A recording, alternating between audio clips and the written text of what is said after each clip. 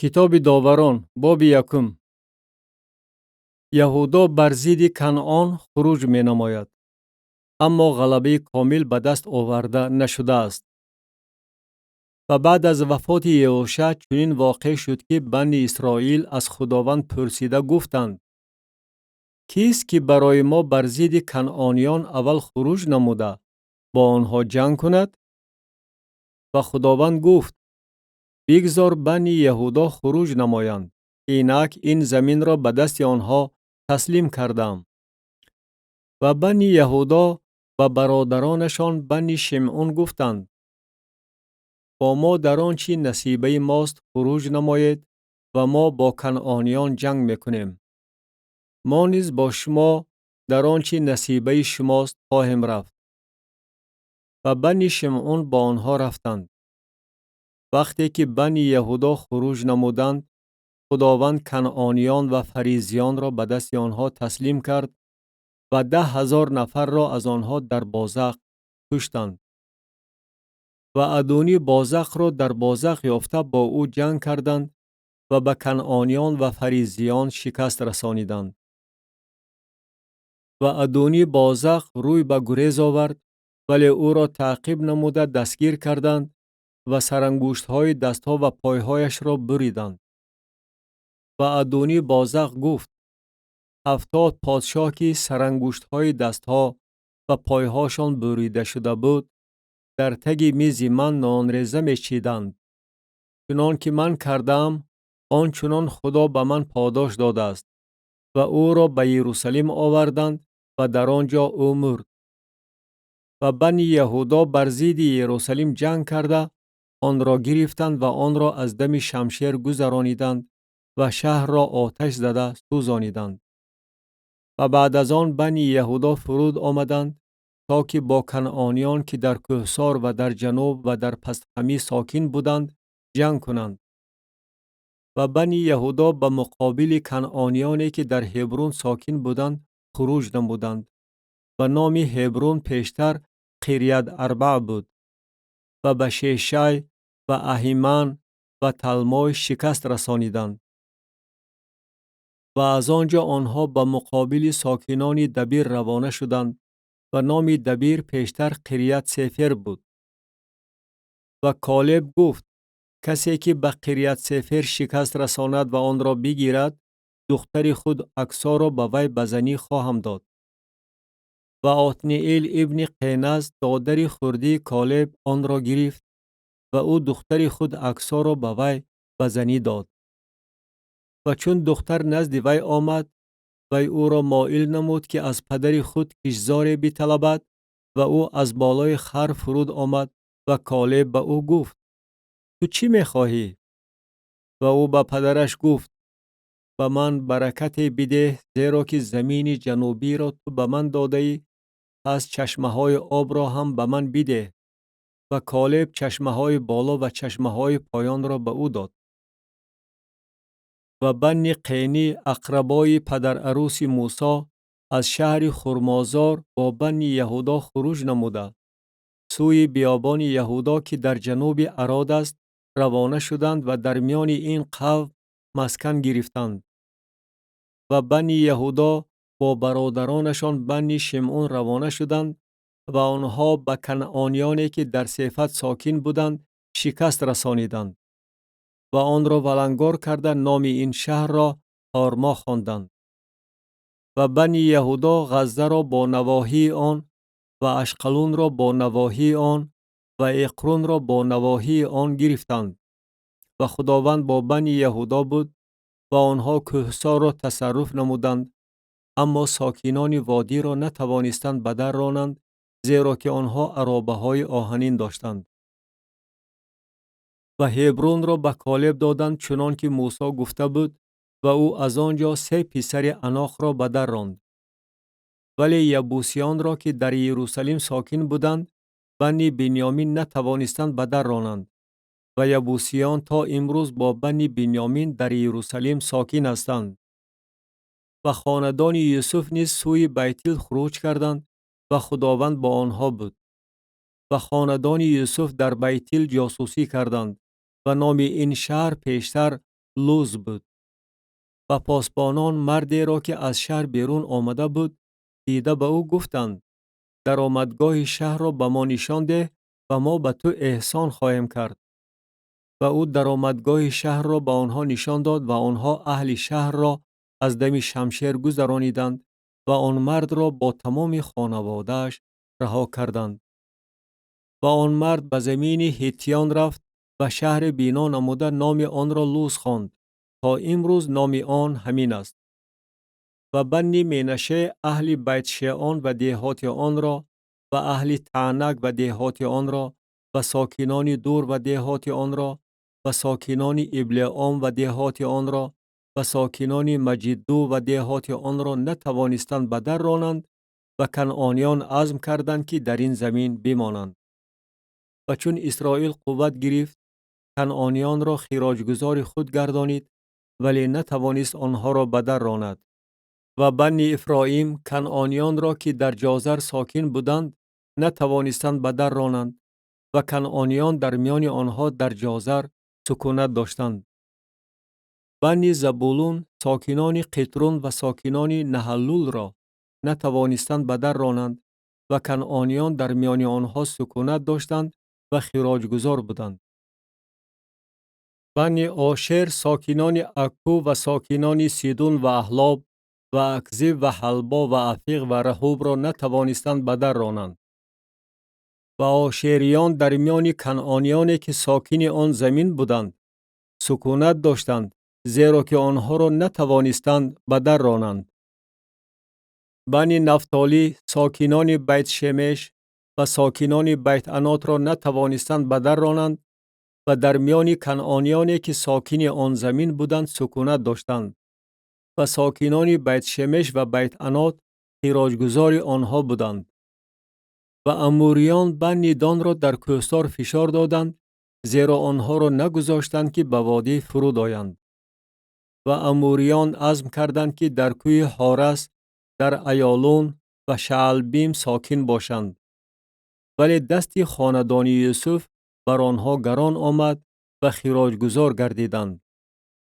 و حدود اموریان از بلندی اقربیم از قله آن بالاتر بود. کتاب داوران باب دویم. شرح واقعه ها از وقت داخل شوی به کنعان تا وقت وفات یهوشع ابن نون، سرکشی اسرائیل، پشیمانی و جزا.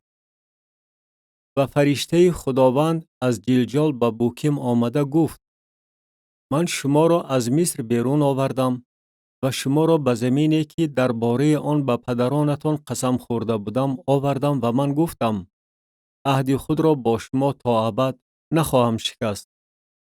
و شما با ساکنان این زمین عهد نبندید، قربانگاه های آنها را بشکنید، ولی شما آواز مرا نشنیدید.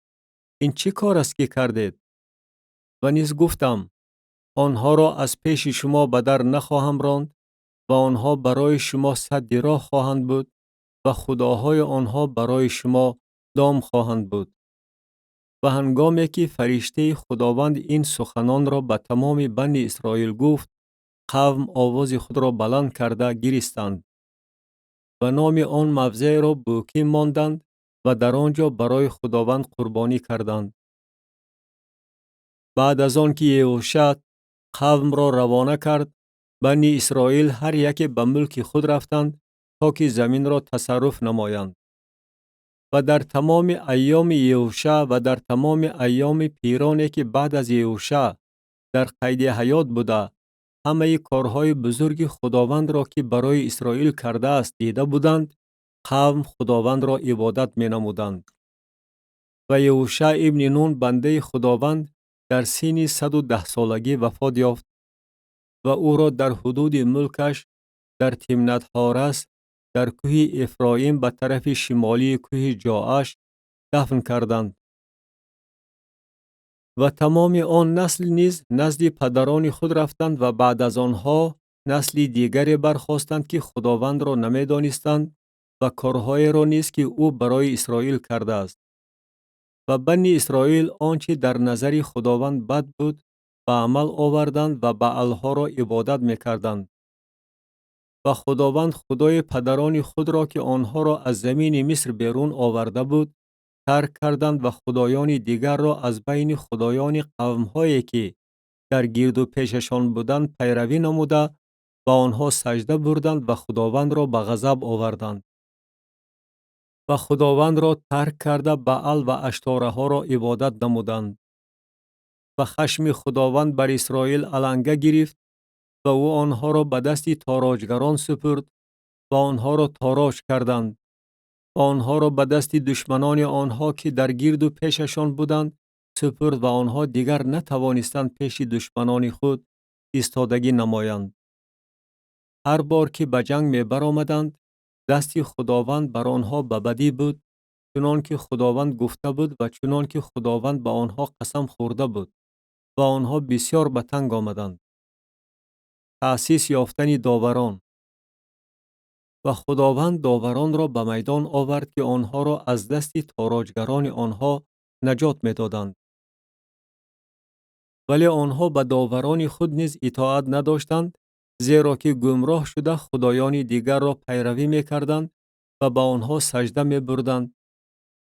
از راهی که پدرانشان با آن رفتار نموده و احکام خداوند اطاعت می کردند، با زودی دور شدند و مثل آنها عمل نکردند.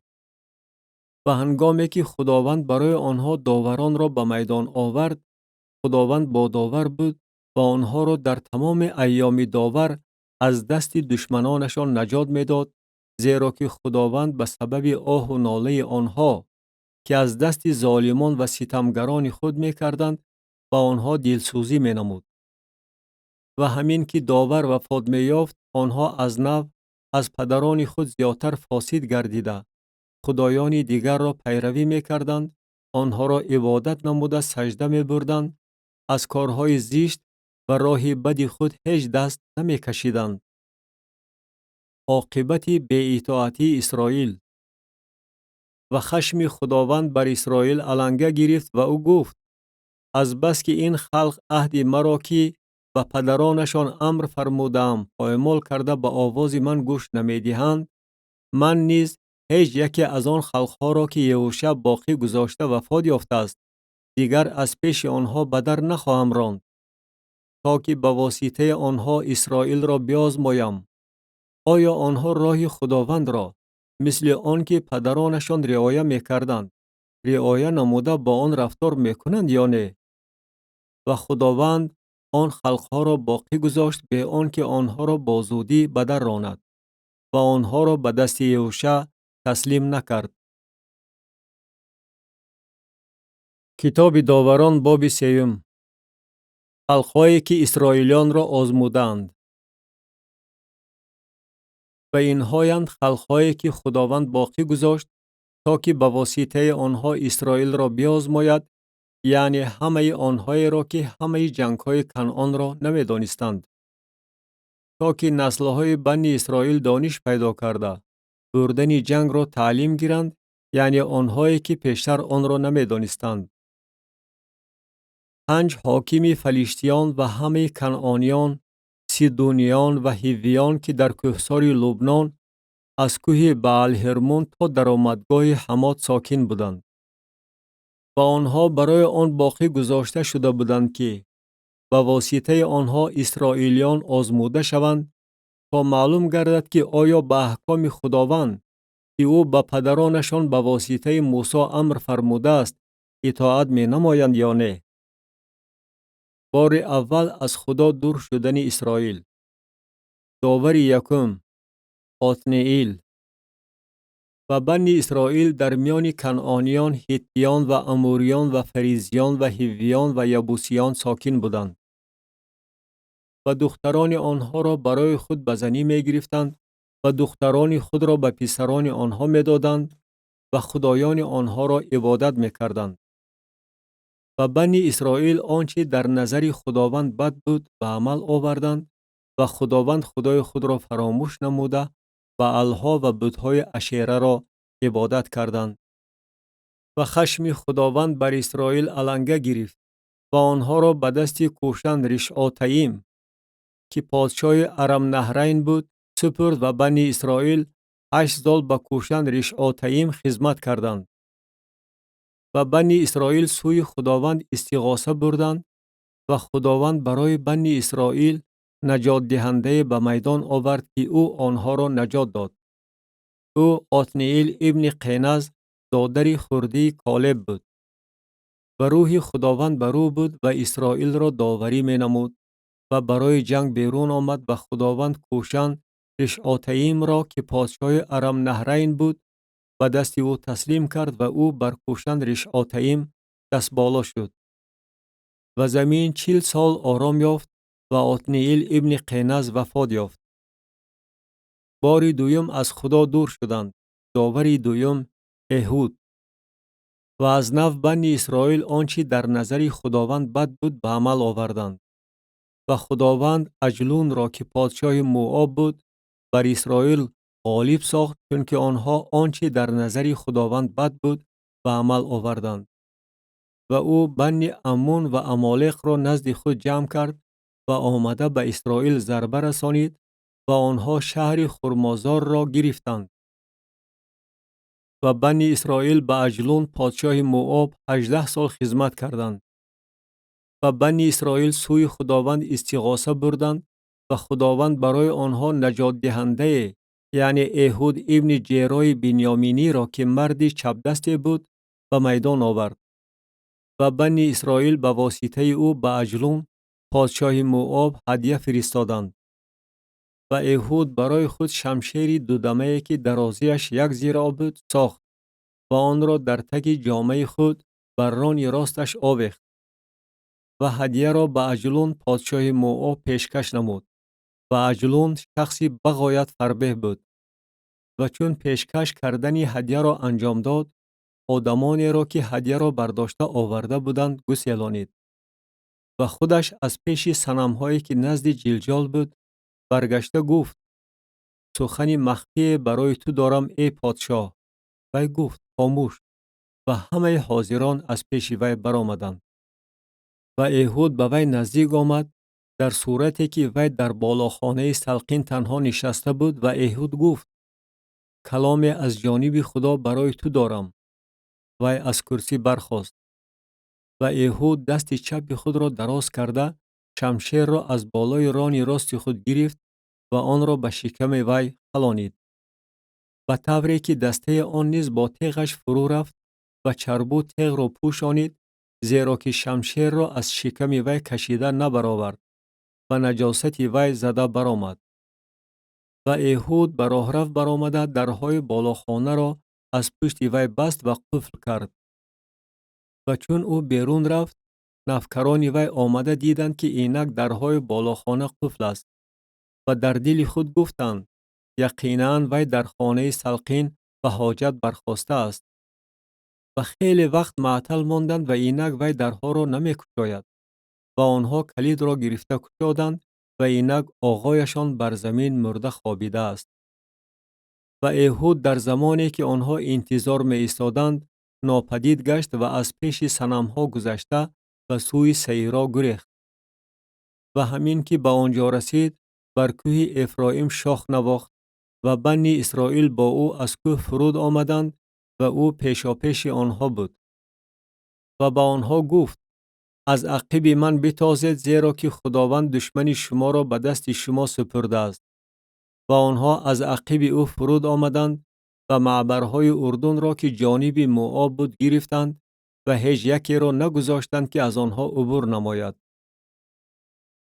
و در آن وقت تقریباً 10,000 نفر را از موآبیان یعنی هر پهلوان و جنگاور را کشتند و هیچ کس نتوانست بگریزد و موآب در آن روز زیر دست اسرائیل اطاعت نمود و زمین 80 سال آرام یافت. شمجر داوری سیوم. و بعد از او شمجر ابن عناد بود و 600 نفر را از فلیشتیان با تیاق گاورانی زده کشت و او نیز اسرائیل را نجات داد.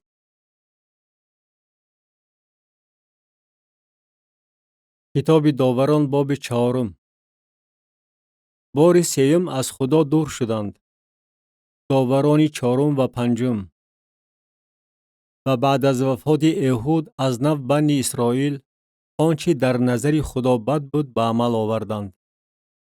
و خداوند آنها را به دست یابین پادشاه کنعان که در حاصور پادشاهی میکرد سپرد.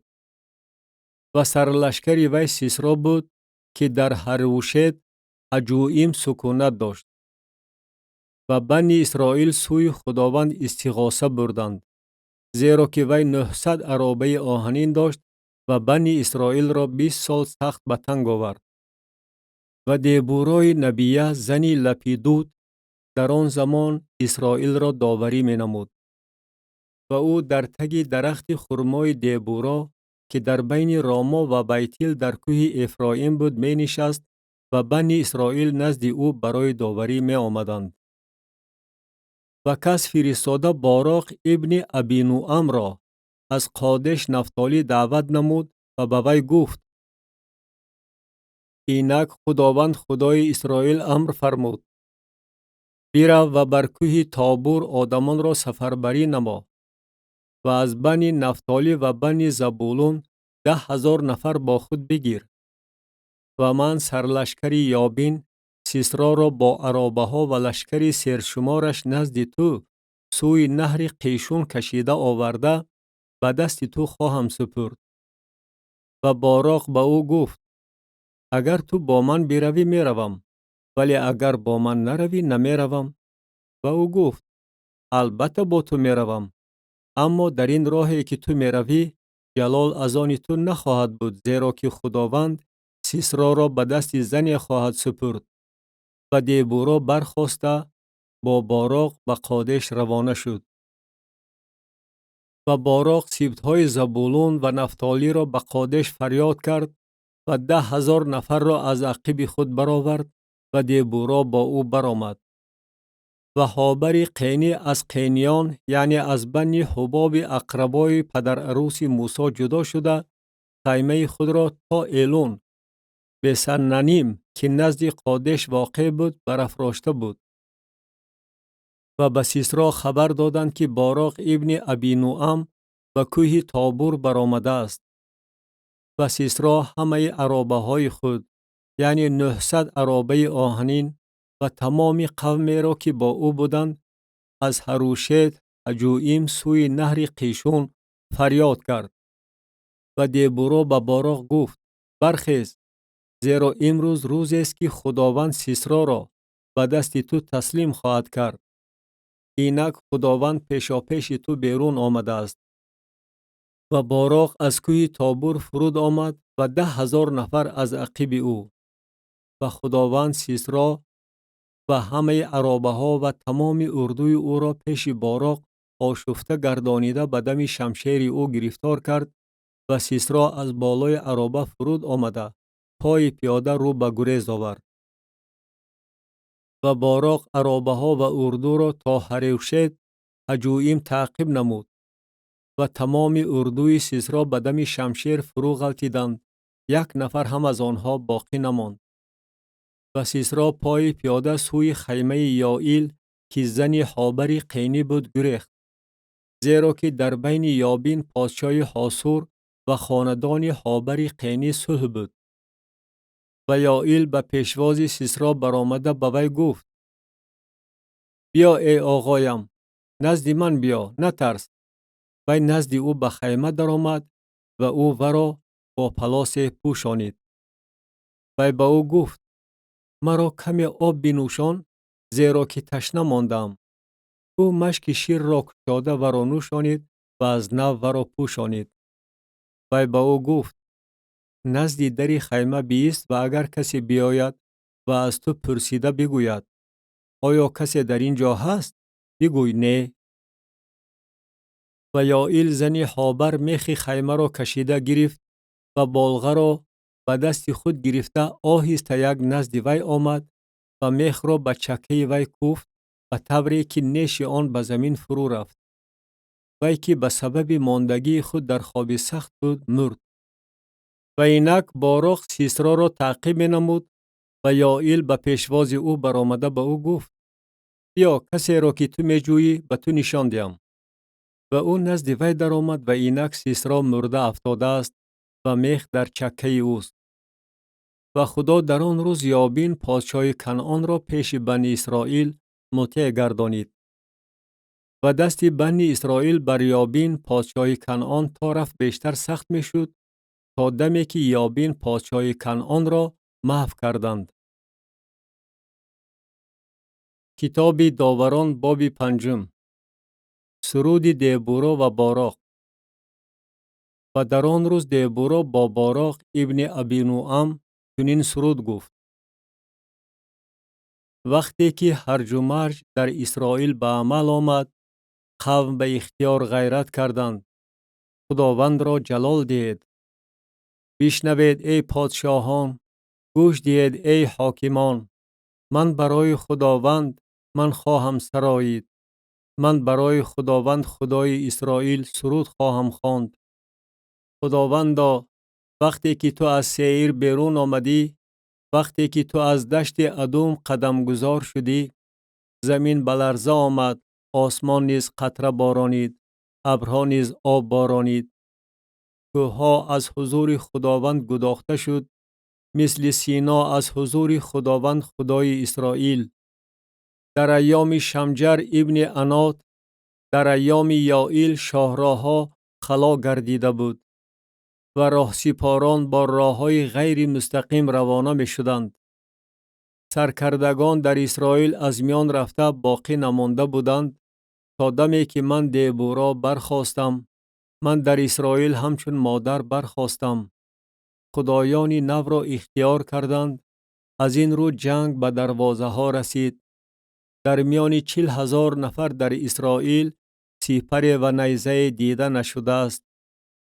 دل من به سروران اسرائیل التفات دارد و به آنهایی نیز که از میان قوم به اختیار غیرت کردند.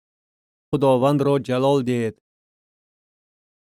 ای آنهایی که بر خران سفید سوار شده می گردید، و آنهایی که بر کورپچه ها می نشینید، و آنهایی که در راه روانه می شوید مهد گویید. در زیر صدای تیراندازان نزد آبخوره ها، در آنجا اعمال نجات بخش خداوند را، نجاتی را که او به سرکردگان اسرائیل بخشیده است، ستایش می کنند. آنگاه قوم خداوند نزد دروازه ها فرود آمدند. بیدار شو ای دبورا. بیدار شو سرود بگوی. برخیز ای باراق و اسیران خود را به اسیری ببر ای ابن ابینوام. آنگاه او بقیه کم شما را بر نیرومندان قوم حکم فرما ساخت. خداوند مرا بر بهادران حکم فرما ساخت. از جانب افرایم آنهای آمدند که ریشه‌شان در کوه عمالق است. از قفای تو بنیامین با مردم سرشمار تو، از جانب ماکیر فرماندهان فرود آمدند و از جانب زبولون آنهایی که عصای منشی در دستشان بود.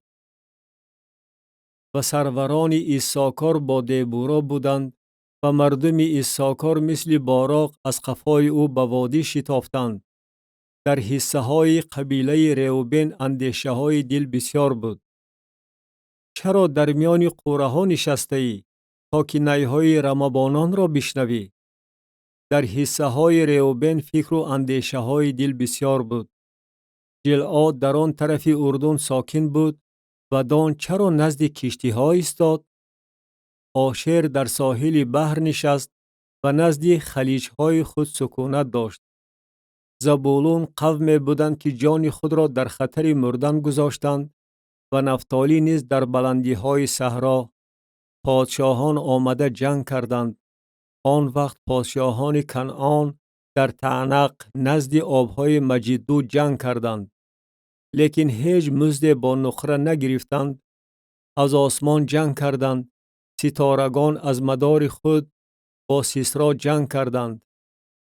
نهر قیشون آنها را غرق کرد. نهر قدیمی، نهر قیشون، با تمام قوت ای جان من دشمن را پایمال کردی. آنگاه سمهای اسپان به سبب گریزی زوراوران وی زمین را کوفتن گرفت. میروز را لعنت کنید میگوید فرشته خداوند. ساکنان آن را سخت لعنت کنید، زیرا که به مدد خداوند نآمدند. تا که خداوند را در میان بهادران دستگیری نمایند. بگذار یائیل زنی حابر قینی بیشتر از زنان دیگر مبارک باد، بیشتر از همه زنان خیمه‌نشین مبارک باد. وی آب طلبید، او شیر داد، در کاسه میران قیماق آورد، دست خود را به میخ دراز کرد و یمین خود را به پتک کارگران و سیسرا را ضربه زد، سری ورا کفانید، چکه ورا شکافته به زمین دوخت. وی پیش پایهای او کله خم کرد و افتاده خوابید. پیش پایهای او کله خم کرده افتاد، در جایی که کله خم کرد جان داده افتاد. مادر سیسرا از تیریزه نگاه میکند و از پشت پنجره فغان میکشد. چرا عرابه او در آمدن تأخیر می نماید؟ چرا چرخهای عرابه هایش درنگ می کند؟ خاتونهای دانای وی به وی جواب می گردانند. خودش نیز چنین سخنانش را برای خود تکرار می نماید. یقین است که آنها غنیمتی را یافته تقسیم می کنند، یک دختر دو دختر برای هر مرد. غنیمت لباسهای رنگارنگ برای سیسرا. غنیمت لباسهای رنگارنگی که گلدوزی کرده شده است. متاع گرانبهای دارای گلدوزی درویه که از گردن اسیران به غنیمت گرفته شده است. بگذار همین طور همه دشمنانت محو شوند ای خداوند، ولی دوستداران او بگذار مثل آفتاب باشند که با تمام قوتش طلوع می کند و زمین 40 سال آرام یافت. کتاب داوران باب 6. باری 4 از خدا دور شده گرفتار غلامی گردیدند. داوری 6 جدعون. و بنی اسرائیل آنچه در نظر خداوند بد بود به عمل آوردند و خداوند آنها را 7 سال به دست مدیان تسلیم کرد. و دست مدیان بر اسرائیل چنان گران آمد که بنی اسرائیل برای پناه شدن از مدیان برای خود گذرگاه های زیر کوهی، مغاره ها و استحکام ها ساختند. و هنگامی که بنی اسرائیل کشت می کردند، مردم مدیان و عمالق و اهل مشرق پیدا شده بر آنها هجوم می آوردند.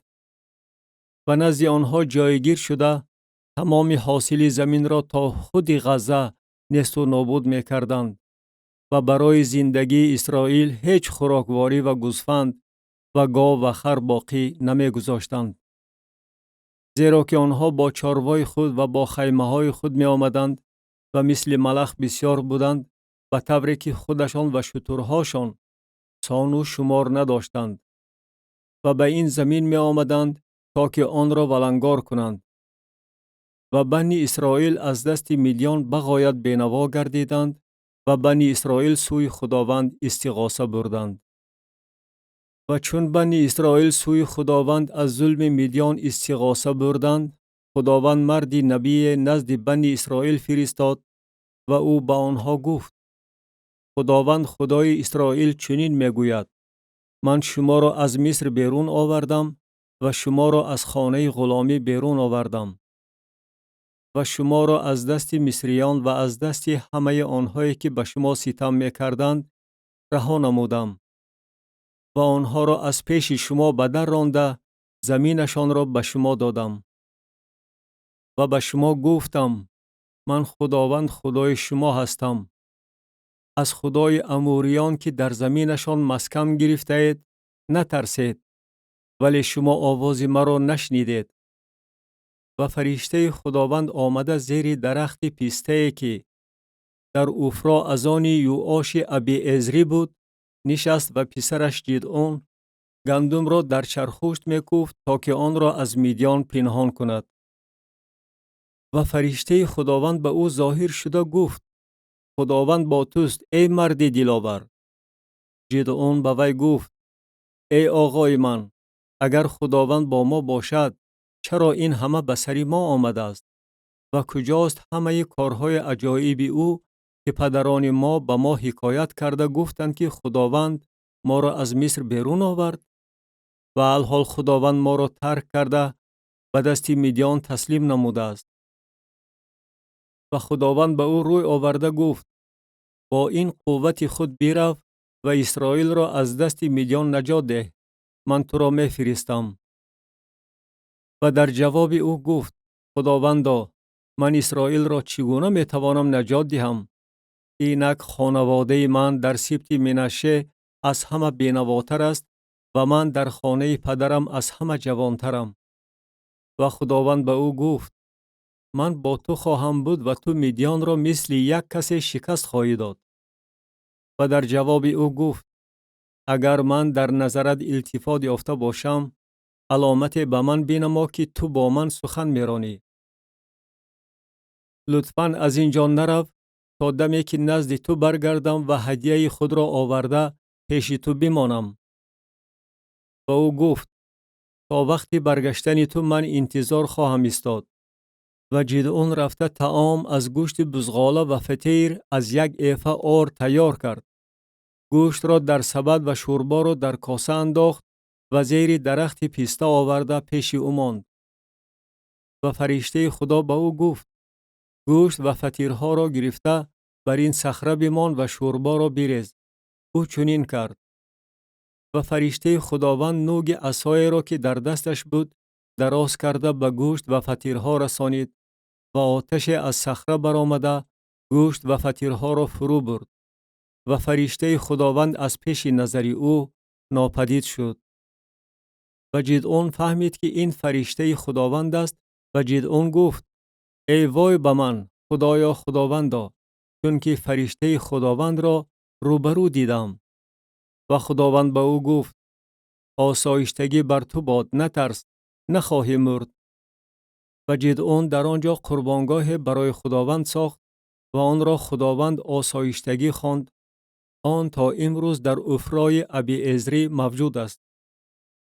و در آن شب چنین واقع شد که خداوند به او گفت: نرگاوی را که از آن پدر توست و نرگاوی دویمی 7 ساله را بگیر و قربانگاه بعل را که از آن پدر توست ویران کن و بت چوبین اشیره را که بر آن است بشکن. و برای خداوند خدای خود بر سر این صخره قربانگاه بر طبق تعامل بساز و نرگاوی دویم را گرفته بر چوبهای بت اشیره که شکسته ای همچون قربانی سوختنی بیار. و جدعون 10 نفر از غلامانش گرفت و آنچه خداوند به او گفته بود به جا آورد.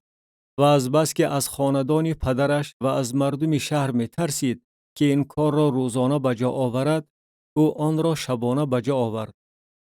و بامدادان مردم شهر برخاستند و اینک قربانگاه بعل ویران و بت اشیره که بر آن بود شکسته شده است و نرگاوی دویم بر قربانگاه نواباد همچون قربانی سوختنی آورده شده است. و به یکدیگر گفتند: کیست که این کار را کرده است؟ و پرس و پاس و تفتیش نموده گفتند: جدعون ابن یوآش این کار را کرده است. و مردم شهر به یوآش گفتند: پسرت را بیرون برار تا بمیرد، زیرا که قربانگاه بعل را ویران کرده است و بت اشیره را که بر آن بود شکسته است. و یوآش به همه آنهایی که در پیش او ایستاده بودند گفت: آیا شما بعل را طرفگیری می نمایید؟ آیا شما ورا رها می کنید؟ هر کی ورا طرفگیری نماید تا صبح دم کشته خواهد شد. اگر وی خدا باشد بگذار خود را طرفگیری نماید، زیرا که قربانگاه ورا او ویران کرده است. و در آن روز او را یروبعل نامیده گفت: بگذار بعل با او تلاش نماید، زیرا که قربانگاه ورا ویران کرده است. و تمام مدیان و عمالق و اهل مشرق یک جای جمع شدند و از نهر عبور نموده در وادی ایزرائیل اردو زدند. و روح خداوند جدعون را فرا گرفت و او شاخ نواخت و اهل ابیعزر در عقب او جمع شدند. و به تمام سبط منشه قاصدان فرستاد و آنها نیز در عقب او جمع شدند. و سبطهای آشر، زبولون و نفتالی نیز قاصدان فرستاد و آنها به پیشوازشان برآمدند. و جدعون به خدا گفت: اگر تو اسرائیل را با دست من نجات دادنی باشی، چنان که گفته ای، اینک من در خیمنگاه یک مقدار پشم تراشیده شده را پهن کرده میمانم. اگر شبنم فقط بر پشم بوده تمام زمین خشک باشد، خواهم دانست که تو اسرائیل را با دست من نجات می دهی، چنان که گفته ای. و همین طور به عمل آمد. بامدادان او بر محل برخاسته پشم را پخش کرد و یک کاسه از آب شبنم پر شد. و جدعون به خدا گفت: خشم تو بر من علنگه نگیرد اگر باز بگویم که من یک بار دیگر پشم را خواهم آزمود. بگذار فقط پشم خشک ماند، ولی بر تمام زمین شبنم باشد. و خدا در آن شب همین طور کرد. فقط پشم خشک ماند، ولی بر تمام زمین شبنم بود. کتاب داوران باب 7. تیاری به حرب و ضرب بر ضد مدیان. و یروبعل که جدعون باشد و تمام قومی که با او بودند، صبحیدن برخاسته نزد چشمه هرود اردو زدند. و اردوی مدیان به طرف شمالی جبعه موره در وادی بود. و خدا به جدعون گفت: قومی که با تو هستند بیشتر از آنند که مدیان را به دست آنها تسلیم نمایم. مبادا اسرائیل به حضور من فخر کرده گویند که دست ما را نجات داد. و اکنون به گوش قوم خطاب نموده بگوی: هر کی ترسانچک و بجرأت باشد، بگذار از کوه جلعاد گشته رود. و 22,000 نفر از قوم گذشته رفتند و 10,000 نفر باقی ماندند. و خداوند به جدعون گفت: قوم هنوز بسیارند. آنها را نزد آب فرود آر تا که در آنجا من برای تو از آنها انتخاب نمایم. و هنگامی که درباره کسی به تو بگویم این با تو برود، وی با تو خواهد رفت. و درباره کسی به تو بگویم این با تو نرود، وی نخواهد رفت. و قوم را نزد آب فرود آورد. و خداوند به جدعون گفت: هر که آب را با زبان خود بنوشد چنان که سگ می نوشد، و را تنها بگذار. و هر کی را نیست که به زانوی خود هم شده بنوشد. و شماره آنهایی که دست به دهان آورده نوشیدند 300 نفر بود. و تمام بقیه قوم به زانوی خود خم شده آب نوشیدند. جدعون 300 مرد را جدا می کند. و خداوند به جدعون گفت: با این 300 نفر که دست به دهان آورده نوشیدند، من شما را نجات خواهم داد و مدیان را به دست تو تسلیم خواهم نمود. و تمام قوم بگذار هر یک به مکان خود بروند. و آن مردان توشه قوم و شاخهای خود را به دست خود گرفتند و بقیه اسرائیلیان را او و خیمه هاشان فرستاده 300 نفر را نگاه داشت. و اردوی مدیان در پایان او در وادی بودند.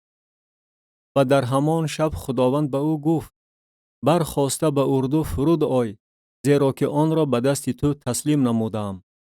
و اگر تو از فرود آمدن می ترسیده باشی، با نفکر خود فرا به اردو فرود آی.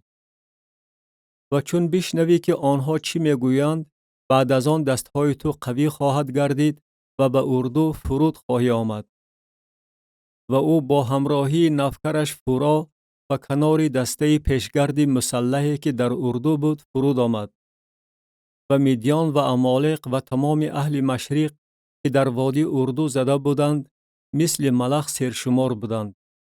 و شتران آنها سان و شمار نداشت، مثل ریگی که در ساحل بحر است بسیار بود.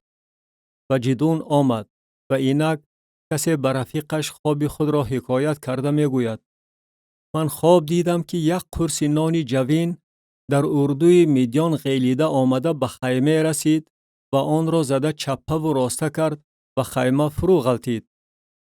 و رفیقش در جواب گفت: این جز شمشیر جدعون ابن یوآش مرد اسرائیلی چیزی دیگری نیست. مدیان و تمام اردو را خدا به دست وی تسلیم کرده است. و همین که جدعون حکایت خواب و تعبیر آن را شنید، سجده برده به اردوی اسرائیل برگشت و گفت: برخیزید، زیرا که خداوند اردوی مدیان را به دست شما تسلیم کرده است. غلبه بر مدیان. و 300 نفر را به 3 فوج تقسیم نمود و به دست همه آنها شاخها و کوزه های خالی داد و اندرون کوزه ها مشعل ها بود. و به آنها گفت: و من نگاه کرده مثل من عمل نمایید. اینک من به کنار اردو می رسم و هرچی من بکنم شما آنچنان بکنید. و هنگامی که من و همه آنهایی که با من هستند شاخ نوازیم، شما نیز گرداگردی تمام اردو شاخها را بنوازید و فریاد زده بگویید: برای خداوند و برای جدعون. و جدعون و 100 نفری که با او بودند و کنار اردو در ابتدای پاس میانه، وقتی که پاسبانان نوکک عوض شده بودند، رسیده شاخها را نواختند و کوزه ها را که در دستشان بود شکستند. و هر 3 فوج شاخها را نواختند و کوزه ها را شکستند و مشعل ها را در دست چپشان و شاخها را در دست راستشان نگاه داشته می نواختند و فریاد می زدند: شمشیر برای خداوند و برای جدعون. و هر یک در جای خود گرداگرد اردو ایستادند و تمام اردو دویده و فریاد زده رو به گریز نهادند. و 300 شاخ یک ذیل می نواخت و خداوند شمشیر هر یکی را سوی رفیقش نگرانید. و در تمام اردو وضعیت چنین بود و اردو تا بیت حشیتا و سوی سریرا و تا کنار آبل مهولا که نزد تبات است گریختند. و اسرائیلیان از نفتالی و آشر و تمام منشه جمع شده میدیان را تعقیب کردند. و جدعون و تمام کوه افرایم قاصدان فرستاده گفت: و پیشواز میدیان فرود آید و آنها را از منبعهای آب تا بیت بارا و از معبرهای اردن محروم سازید. و تمام مردم افرایم جمع شده منبعهای آب را تا بیت بارا و معبرهای اردن را اشغال کردند. و 2 میر میدیان اوریب و زعیب را دستگیر کرده، اوریب را در سور اوریب و زعیب را در یقب زعیب کشتند و میدیان را تعقیب کردند و کله اوریب و زعیب را از آن طرف اردن نزد جدعون آوردند. کتاب داوران باب 8. خرخشه سبط افرایم، اعمال جدعون و ففت او. و مردم افرایم به او گفتند: این چی کار است که به ما کردی؟ یعنی وقتی که بر ضد میدیان به جنگ رفتی ما را دعوت ننمودی؟ و به او سخت خرخشه کردند. ولی او با آنها گفت: الحال من چی کار مثل شما کردم؟ آیا شنگیل های آخرینی که افرایم چیده است از تمام انگورچینی ابیعزر بهتر نیست؟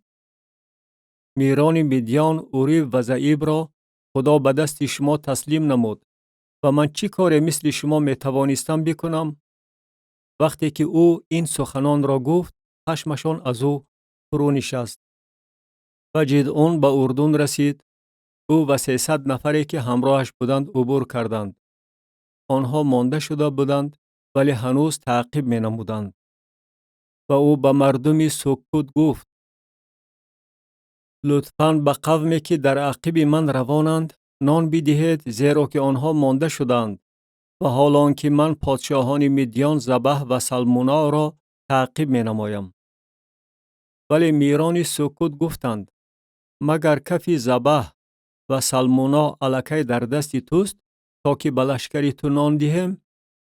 و جدعون گفت: به این سبب وقتی که خداوند زبح و سلمونا را به دست من تسلیم نماید، من گوشت بدن شما را با خارهای بیابان و با ینتاقها خواهم کوفت.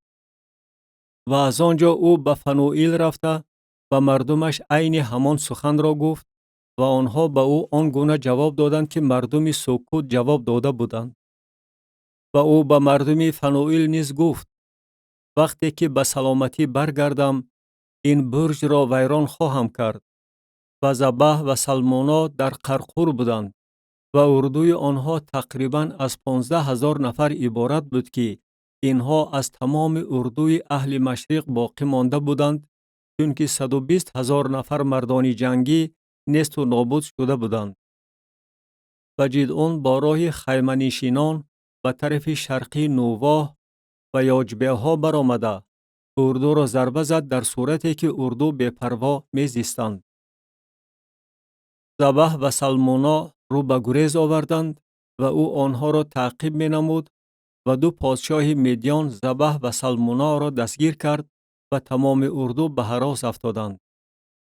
و جدعون ابن یوآش از بلندی حارس از جنگ برگشت و امردی را از مردم سکوت دستگیر کرده از وی پرسپاس نمود و وی برای او نامهای میران سکوت و پیران آن را که 77 نفر بودند نوشت.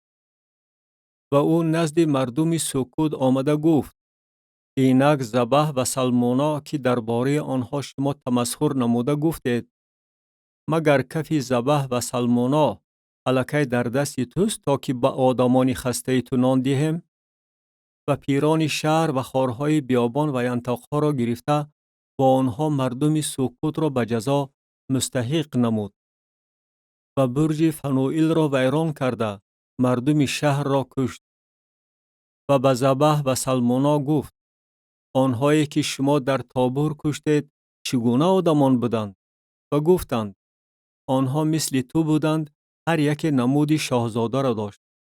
و او گفت: آنها برادران من، پسران مادری من بودند.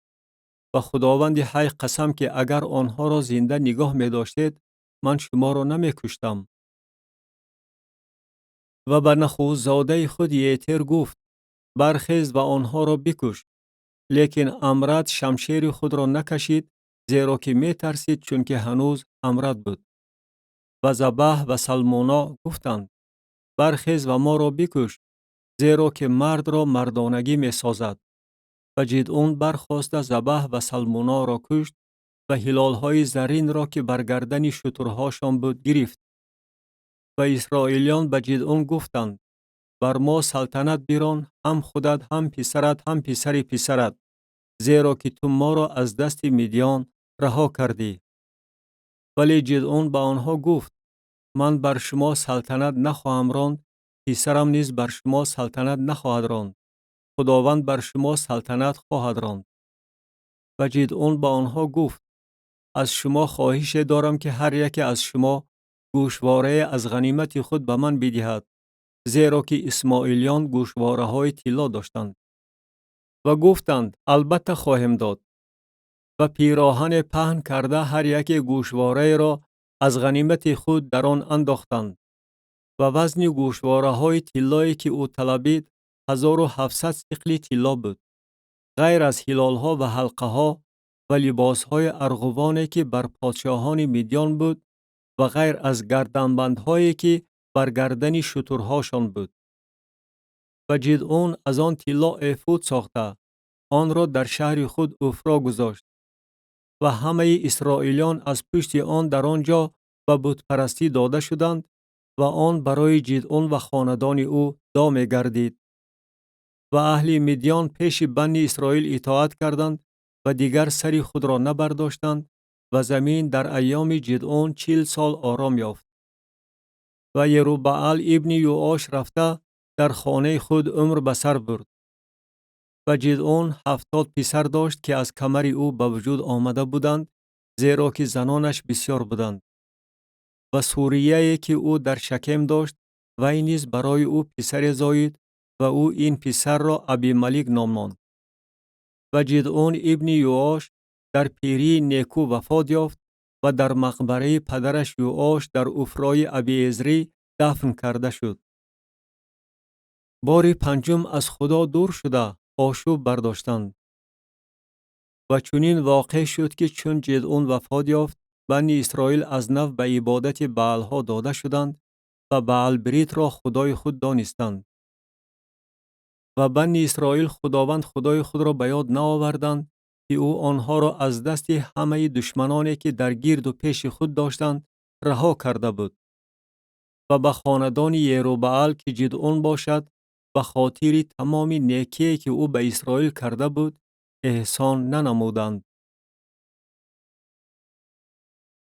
کتاب داوران باب 9. سوی قصد ابیملک. و ابیملک ابن یروبعل نزد برادران مادرش به شکم رفت و به آنها و به تمام قبیله خاندان پدر مادرش سخن رانده گفت: لطفاً در گوشهای همه ساکنان شکم بگویید برای شما کدامش بهتر است؟ آیا بر شما 70 نفر یعنی همه پسران یروبعل سلطنت رانند یا که بر شما یک نفر سلطنت راند؟ و به یاد آورید که من استخوان و گوشت شما هستم. و برادران مادرش درباره او در گوشهای همه ساکنان شکم همه این سخنان را گفتند و دل آنها به طرفداری ابیملک مایل شد، زیرا که گفتند او برادری ماست. و از خانه بعلبریت 70 سیخ نقره به او دادند و ابیملک آدمان بی ملاحظه و لاابال را به آن نقره کرا کرد و آنها از عقیب او رفتند. و او به خانه پدرش به افرا آمده برادران خود پسران یروبعل را که 70 نفر بودند بر یک سنگ کشت. ولی یوتام پسر خردی یروبعل زنده ماند چون که پنهان شد. و همه ساکنان شکم و تمام اهل بیت میلو جمع شده رفتند و ابیملک را نزد بلوط ستون که در شکم بود پادشاه کردند. و هنگامی که این را به یوتام خبر دادند، او رفته بر سر کوه جریزیم ایستاد و آواز خود را بلند کرده فریاد زد و به آنها گفت: مرا بشنوید ای ساکنان شکم، تا که خدا شما را بشنود. یک زمان درختان رفتند تا که پادشاهی را بر خود تدهین نمایند و به درخت زیتون گفتند: بر ما پادشاهی بکن. ولی درخت زیتون به آنها گفت: آیا روغن خود را که با آن خدا و آدمان را جلال می دهند من ترک کنم و رفته آواره شوم تا که بر درختان نگهبانی نمایم؟ و درختان به درخت انجیر گفتند: تو آمده بر ما پادشاهی بکن. ولی درخت انجیر به آنها گفت: آیا شیرینی و میوه خوبی خود را من ترک کنم و رفته آواره شوم تا که بر درختان نگهبانی نمایم؟ و درختان به تاک انگور گفتند: تو آمده بر ما پادشاهی بکن. ولی تاک انگور به آنها گفت: آیا شیره خود را که خدا و آدمان را دلشاد می گرداند من ترک کنم و رفته آواره شوم تا که بر درختان نگهبانی نمایم؟ و همه درختان به خار مغیلان گفتند: تو آمده بر ما پادشاهی بکن. و خار مغیلان به درختان گفت: اگر حقیقتاً شما مرا بر خود به پادشاهی تدهین می کرده باشید، پس بیایید و در سایه من پناه برید، وگرنه آتش از خار مغیلان بیرون آمده ارزهای لبنان را فرو خواهد برد. و اکنون اگر شما حقیقتاً و از روی عدالت عمل نموده ابیملک را پادشاه کرده باشید و اگر به یروبعل و خاندانش نیکی کرده باشید و اگر به او موافق عمل دستهایش مناسبت کرده باشید، در صورتی که پدرم برای شما جنگیده و جان خود را در خطر گذاشته شما را از دست مدیان رها کرد، ولی شما امروز بر خاندان پدرم قیام نموده 70 نفر پسران او را بر یک سنگ کشتید و پسر کنیز او ابیملک را بر ساکنان شکم پادشاه کردید، زیرا که وی برادری شماست. و اگر حقیقتاً و از روی عدالت امروز به یروبعل و خاندانش چنین عمل کرده باشید، پس شما از ابیملک شاد باشید و او نیز از شما شاد باشد. وگرنه آتش از ابیملک بیرون آمده ساکنان شکم و اهل بیت میلو را فرو خواهد برد و آتش از ساکنان شکم و اهل بیت میلو بیرون آمده ابیملک را فرو خواهد برد. و یوتام دویده رو به گریز نهاد و به بعیر رسیده از دست برادرش ابیملک در آنجا ساکن شد. و ابیملک 3 سال بر اسرائیل سلطنت راند. و خدا روحی شریر در میان ابیملک و ساکنان شکم فرستاد و ساکنان شکم در حق ابیملک خیانت کردند تا انتقام ستمی که در حق 70 پسر یروبعل به عمل آمد گرفته شود و خون آنها بر گردن برادرشان ابیملک که آنها را کشت و بر گردن ساکنان شکم افتاد که آنها دستهای او را در کشتن برادرانش تقویت دادند. و ساکنان شکم به مقابل او بر قله‌های کوه‌ها کمینوران را گذاشتند و آنها هر کسی را که در راه از پیششان می‌گذشت تاراج می‌کردند. در این باره به ابیملک خبر داده شد و جوال ابن عابید با برادرانش آمد و آنها در شکم می‌گشتند و ساکنان شکم به او امید بستند و به صحرا برآمده حاصل تاک‌های خود را چیدند و آن را در چرخشت‌ها فشرده بزم‌ها برپا کردند و به خانه خدای خود آمده خوردند و نوشیدند و ابیملک را لعنت گفتند. و جوال ابن عابید گفت: ابیملک کیست و شکم کیست که به وی بندگی کنیم؟ و آخر پسری یروبعل می باشد و زبول فقط عملدار اوست. بهتر است که به آدمان حمور پدر شکم بندگی کنید. چرا ما به وی بندگی می کردیم؟ کاش که این قوم زیر دست من می بودند و من ابیملک را دور می کردم. و به ابیملک گفت: لشکر خود را بیفزای و بیرون آی. و سردار شهر زبول سخنان جوال ابن عابید را شنیده خشمش علنگه گرفت و پنهانی قاصدان را نزد ابیملک فرستاده گفت که اینک جوال ابن عابید و برادرانش به شکم آمدند و اینک آنها اهل شهر را به مقابل تو به شور می آورند. و اکنون شبانه برخیز، خودت و قومی که با تو هستند و در صحرا کمین کن. و صبح دم برابری طلوع کردن آفتاب برخاسته به شهر هجوم نما و اینک او و قومی که با او هستند توی تو بیرون خواهد آمد و آنگاه به آنها هر آنچه از دستهایت خواهی کرد. و ابیملک و تمام قومی که با او بودند شبانه برخاستند و 4 دسته شده بر شکم کمین گرفتند. و جوال ابن عابید بیرون آمده در دهن دروازه شهر ایستاد و ابیملک با قومی که همراه او بودند از کمین برخاست. و جوال قوم را دیده به زبول گفت: اینک قوم از قله‌های کوه‌ها فرود می آیند. و زبول به او گفت: سایه کوه‌ها را تو مثل آدمان می بینی. و جوال با سخن رانده گفت: اینک قوم از ناف زمین فرود می آیند و یک دسته از راه ایلون می اونینیم می آیند. و زبول به او گفت: دهان تو کجاست که می گفتی ابیملک کیست که به وی بندگی کنیم؟ اینها آخر همان قومی هستند که تو به آنها بی‌اعتنایی نمودی. اکنون بیرون رفته با آنها حرب و ضرب کن. و جوال پیشاپیش ساکنان شکم بیرون آمده با ابیملک جنگ کرد. و ابیملک او را تعقیب نمود و او از پیش وی گریخت و مقتولان زیاد تا خود دهن دروازه فرو غلطیدند. و ابیملک در آروما ساکن شد و زبول جوال و برادرانش را به در راند تا که در شکم سکونت نداشته باشند. و فردایش چنین واقع شد که قوم به صحرا برآمدند و این را به ابیملک خبر دادند و او قوم خود را گرفته به 3 دسته تقسیم کرد و در صحرا کمین گرفت و دید که اینک قوم از شهر بیرون می آیند و او برخاسته آنها را ضربه زد. و ابیملک و دسته‌ای که با او بودند حمله آورده در دهن دروازه شهر ایستادند و 2 دسته دیگر بر همه آنهایی که در صحرا بودند هجوم کرده آنها را ضربه زدند.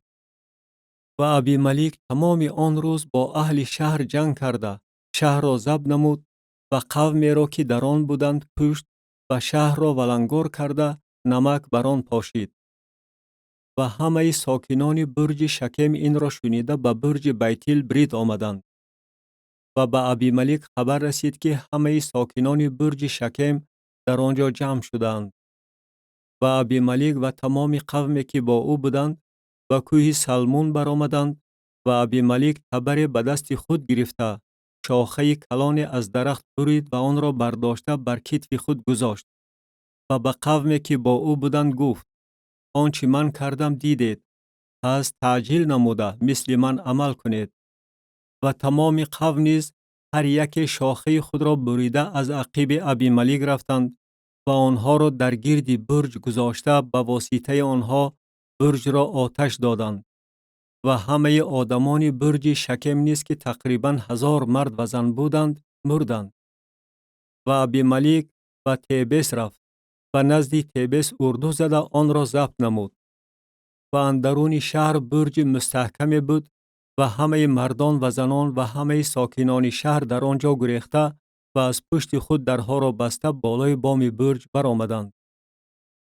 و ابیملک نزد برج آمده با آن جنگ کرد و به دهن برج نزدیک شد تا که آن را آتش دهد.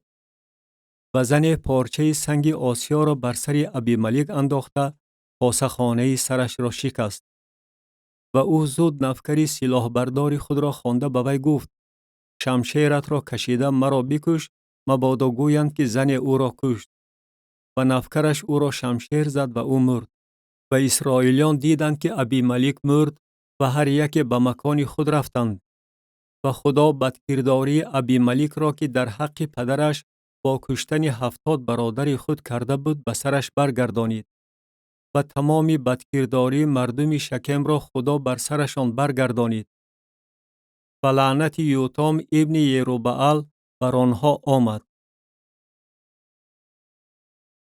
کتاب داوران باب 10. تولا داور هفتم. و بعد از ابیملک تولا ابن فوآه ابن دودو مرد از سبط ایساکار برخاست تا که اسرائیل را نجات دهد. و او در شامیر در کوه افرایم سکونت داشت. و او بر اسرائیل 23 سال داوری نمود و او وفات یافته در شامیر دفن کرده شد. یائیر داور هشتم. و بعد از او یائیر جلعادی برخاسته بر اسرائیل 22 سال داوری نمود. و او 30 پسر داشت که بر 30 خرکوره سوار می شدند و آنها 30 شهر داشتند. آنها تا امروز دهات یائیر نامیده می شوند که در زمین جلعاد واقعند. و یائیر وفات یافته در قامون دفن کرده شد. بار ششم از خدا دور شدن اسرائیل و گرفتار اسارت گردیدن آن. و از نو بنی اسرائیل آنچه در نظر خداوند بد بود به عمل آوردند. و بعلها و اشتارها و خدایان ارم و خدایان سیدون و خدایان موآب و خدایان بنی امون و خدایان فلیشتیان را عبادت می‌کردند و خداوند را ترک نمودند و او را عبادت نمی‌کردند. و خشم خداوند بر اسرائیل علنگه گرفت و او آنها را به دست فلیشتیان و به دست بنی امون تسلیم نمود. و آنها بنی اسرائیل را در آن سال به تنگ آوردند و اذیت دادند.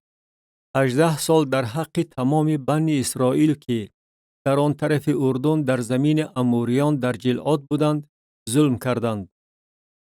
و بنی امون از اردن گذشتند تا که به یهودا و بنیامین و خاندان افرایم نیز جنگ کنند و اسرائیلیان بغایت به تنگ آمدند. و بنی اسرائیل سوی خداوند استغاثه برده گفتند: ما پیش تو گناهکار شده ایم، زیرا که خدای خود را ترک نموده بعلها را عبادت کرده ایم. و خداوند به بنی اسرائیل گفت: من آخر شما را از مصریان و از اموریان و از بنی امون و از فلیشتیان نجات دادم. و اهل سیدون و عمالق و ماعون شما را به تنگ آوردند و شما سوی من استغاثه بردید و من شما را از دست آنها نجات دادم. و شما مرا ترک کرده خدایان دیگر را عبادت نمودید، بنابراین من شما را دیگر نجات نخواهم داد. بروید و سوی خدایانی که برگزیدید استغاثه برید. بگذار آنها شما را در وقت تنگی شما نجات دهند. و بنی اسرائیل به خداوند گفتند: ما گناهکار شده ایم. هر آنچه در نظر تو پسند آید به ما بکن، فقط امروز ما را رهایی ده.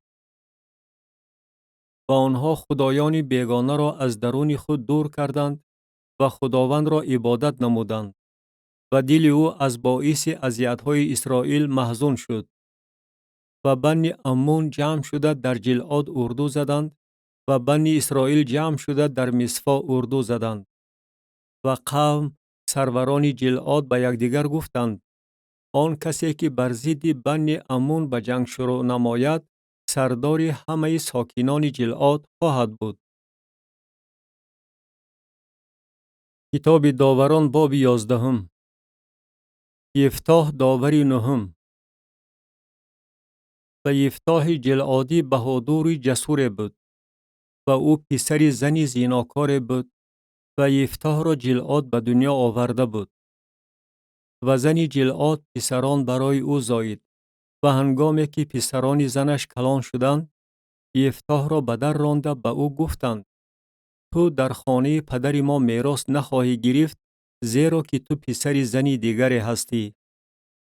و یفتح از پیش برادرانش گریخته در زمین توب مسکن گرفت و مردم بینوا نزد یفتح جمع شده با او تاخت و تاز میکردند. و پس از مدت چنین واقع شد که بنی عمون با اسرائیل جنگ کردند.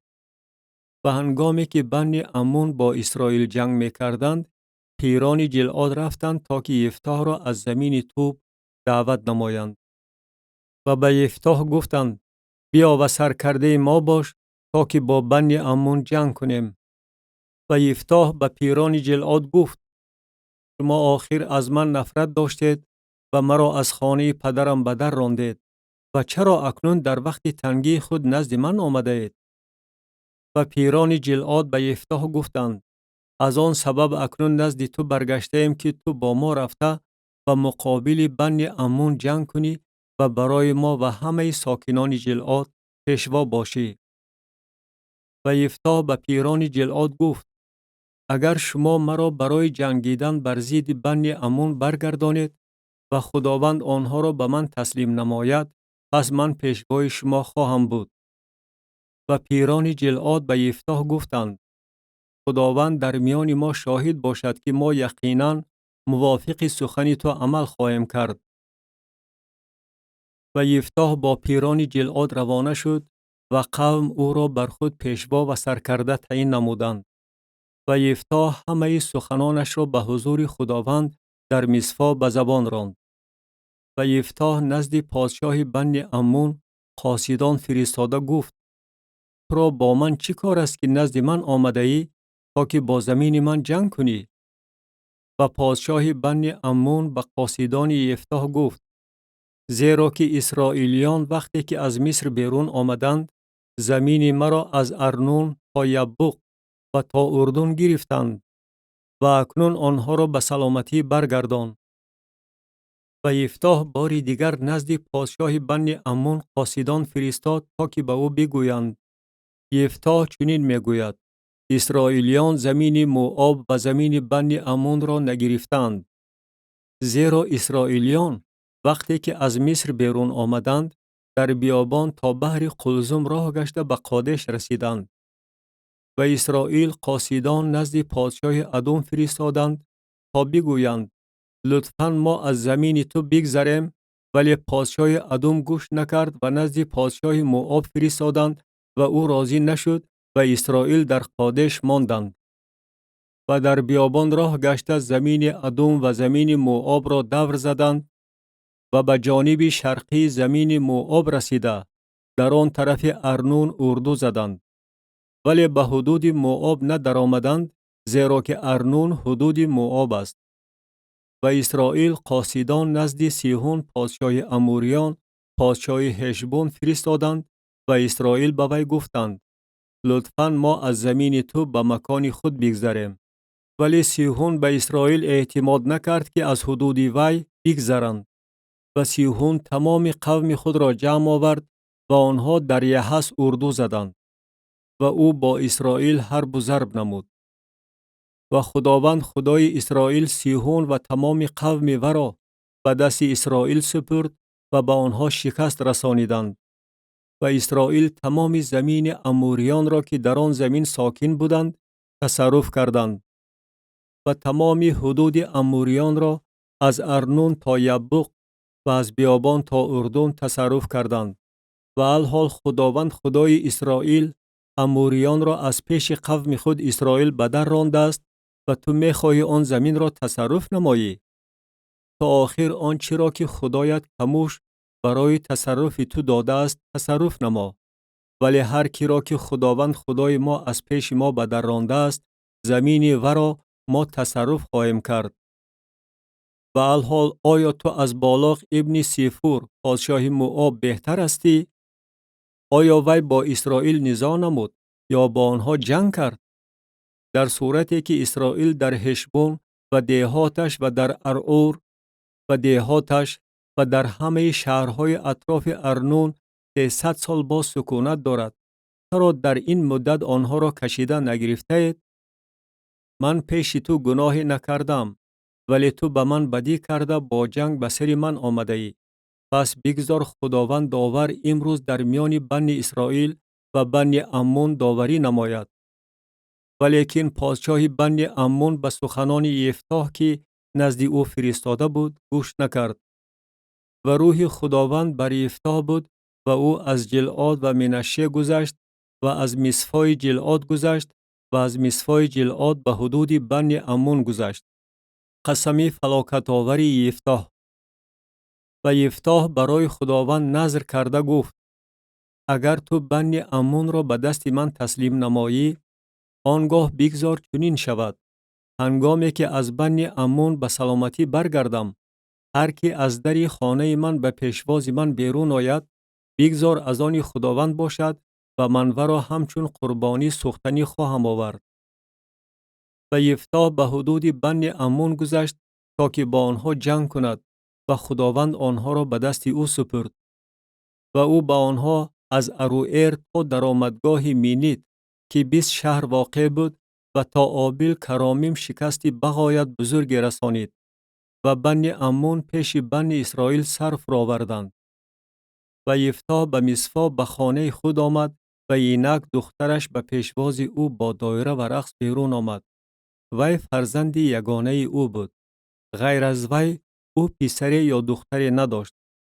و همین که او ورا دید، لباس خود را درانیده گفت: آه دخترم، تو مرا در ضلالت انداختی و یکی از غمآوران من گشتی.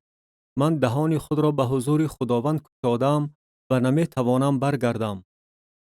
و به او گفت: ای پدرم، تو دهان خود را به حضور خداوند گشاده ای، پس چنان که از دهانت بیرون آمده است با من عمل نما، در صورتی که خداوند برای تو از دشمنانت از بنی عمون انتقام گرفته است. و به پدر خود گفت: فقط برای من چنین بکن، 2 ماه مرا به حالم واگذار تا که به کوه فرود آمده برای بکارت خود با دوگانه هایم نفحه کنم. و او گفت: برو. و به مهلت 2 ماه ورا فرستاد. وی با دوگانه هایش رفته بر کوه برای بکارت خود نفحه کرد. و چنین واقع شد که بعد از گذشتن 2 ماه وی نزد پدر خود برگشت و او نذری را که داده بود بر وی به عمل آورد و وی روی مرد را ندید. و در اسرائیل چنین تعامل شد که دختران اسرائیل سال به سال می رفتند تا که برای دختر یفتح جلعادی سال 4 روز نفحه گری کنند. کتاب داوران باب 12. مبارزه با افرایمیان. ایبسان داوری 10.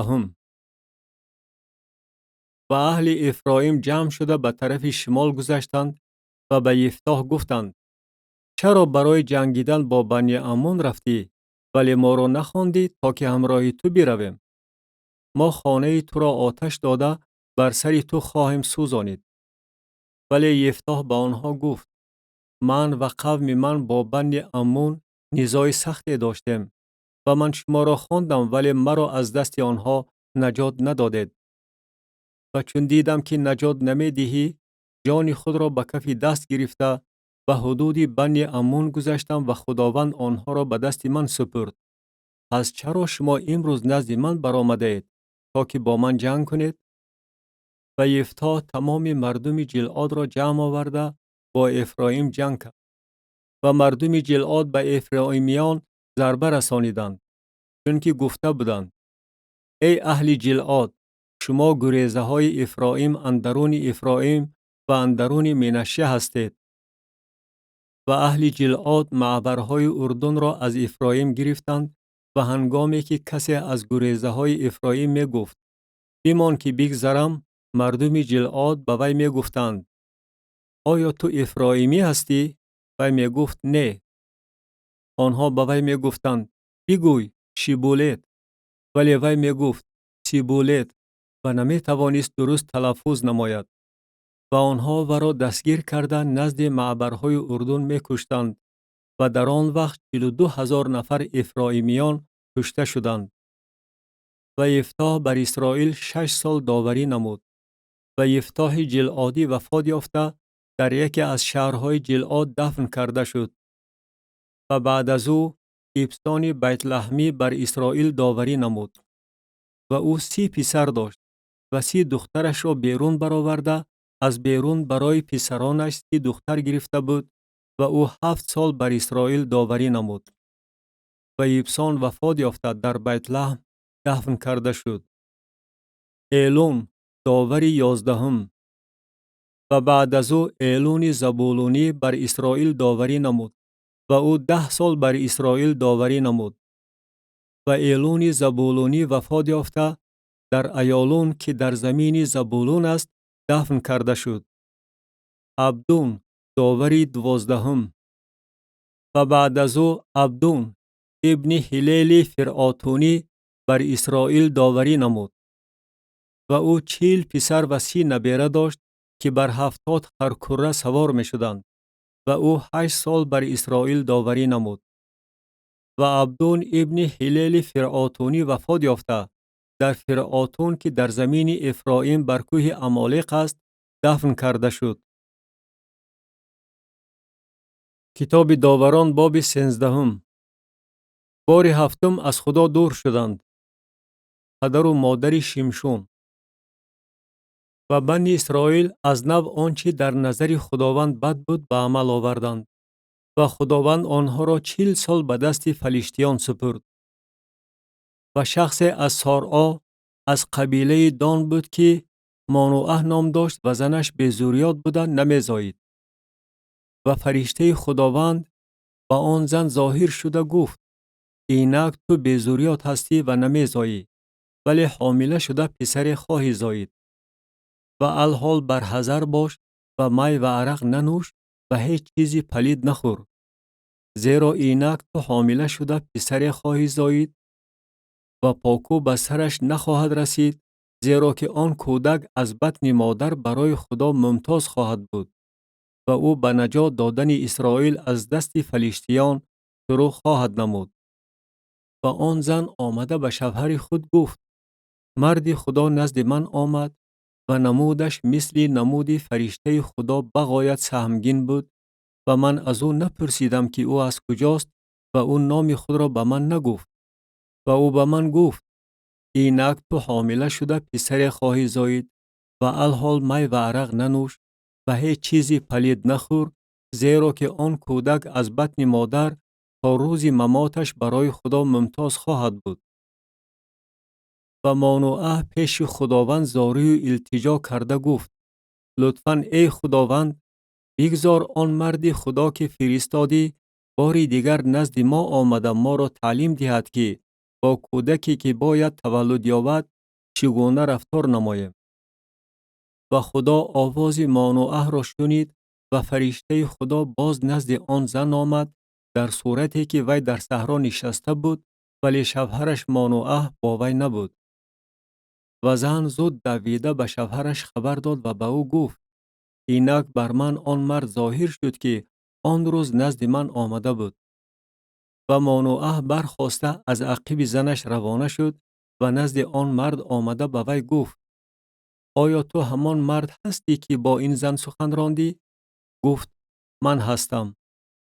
و مانوعه گفت پس وقتی که سخنانت به عمل آید تربیت آن کودک چگونه خواهد بود و با او چی باید کرد؟ و فرشته خداوند به مانوعه گفت بگذار از هر چی به زن گفتم حذر نماید.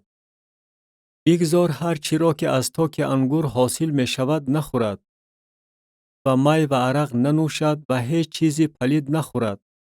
هر چی را که به وی امر فرمودم رعایت نماید. و مانوعه به فرشته خداوند گفت لطفاً تو را ما کمی نگاه داریم تا که برای تو بزغاله تیار کنیم.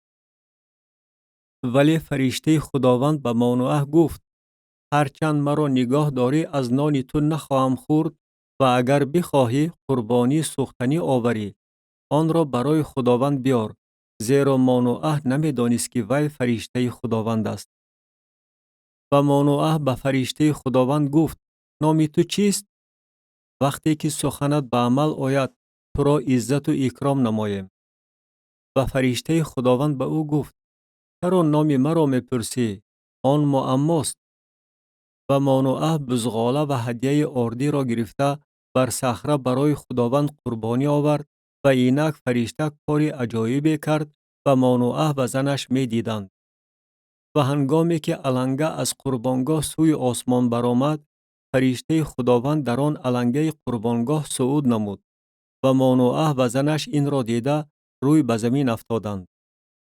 و فرشته خداوند به مانوئه و زنش دیگر عیان نشد. آنگاه مانوئه دانست که وی فرشته خداوند بوده است.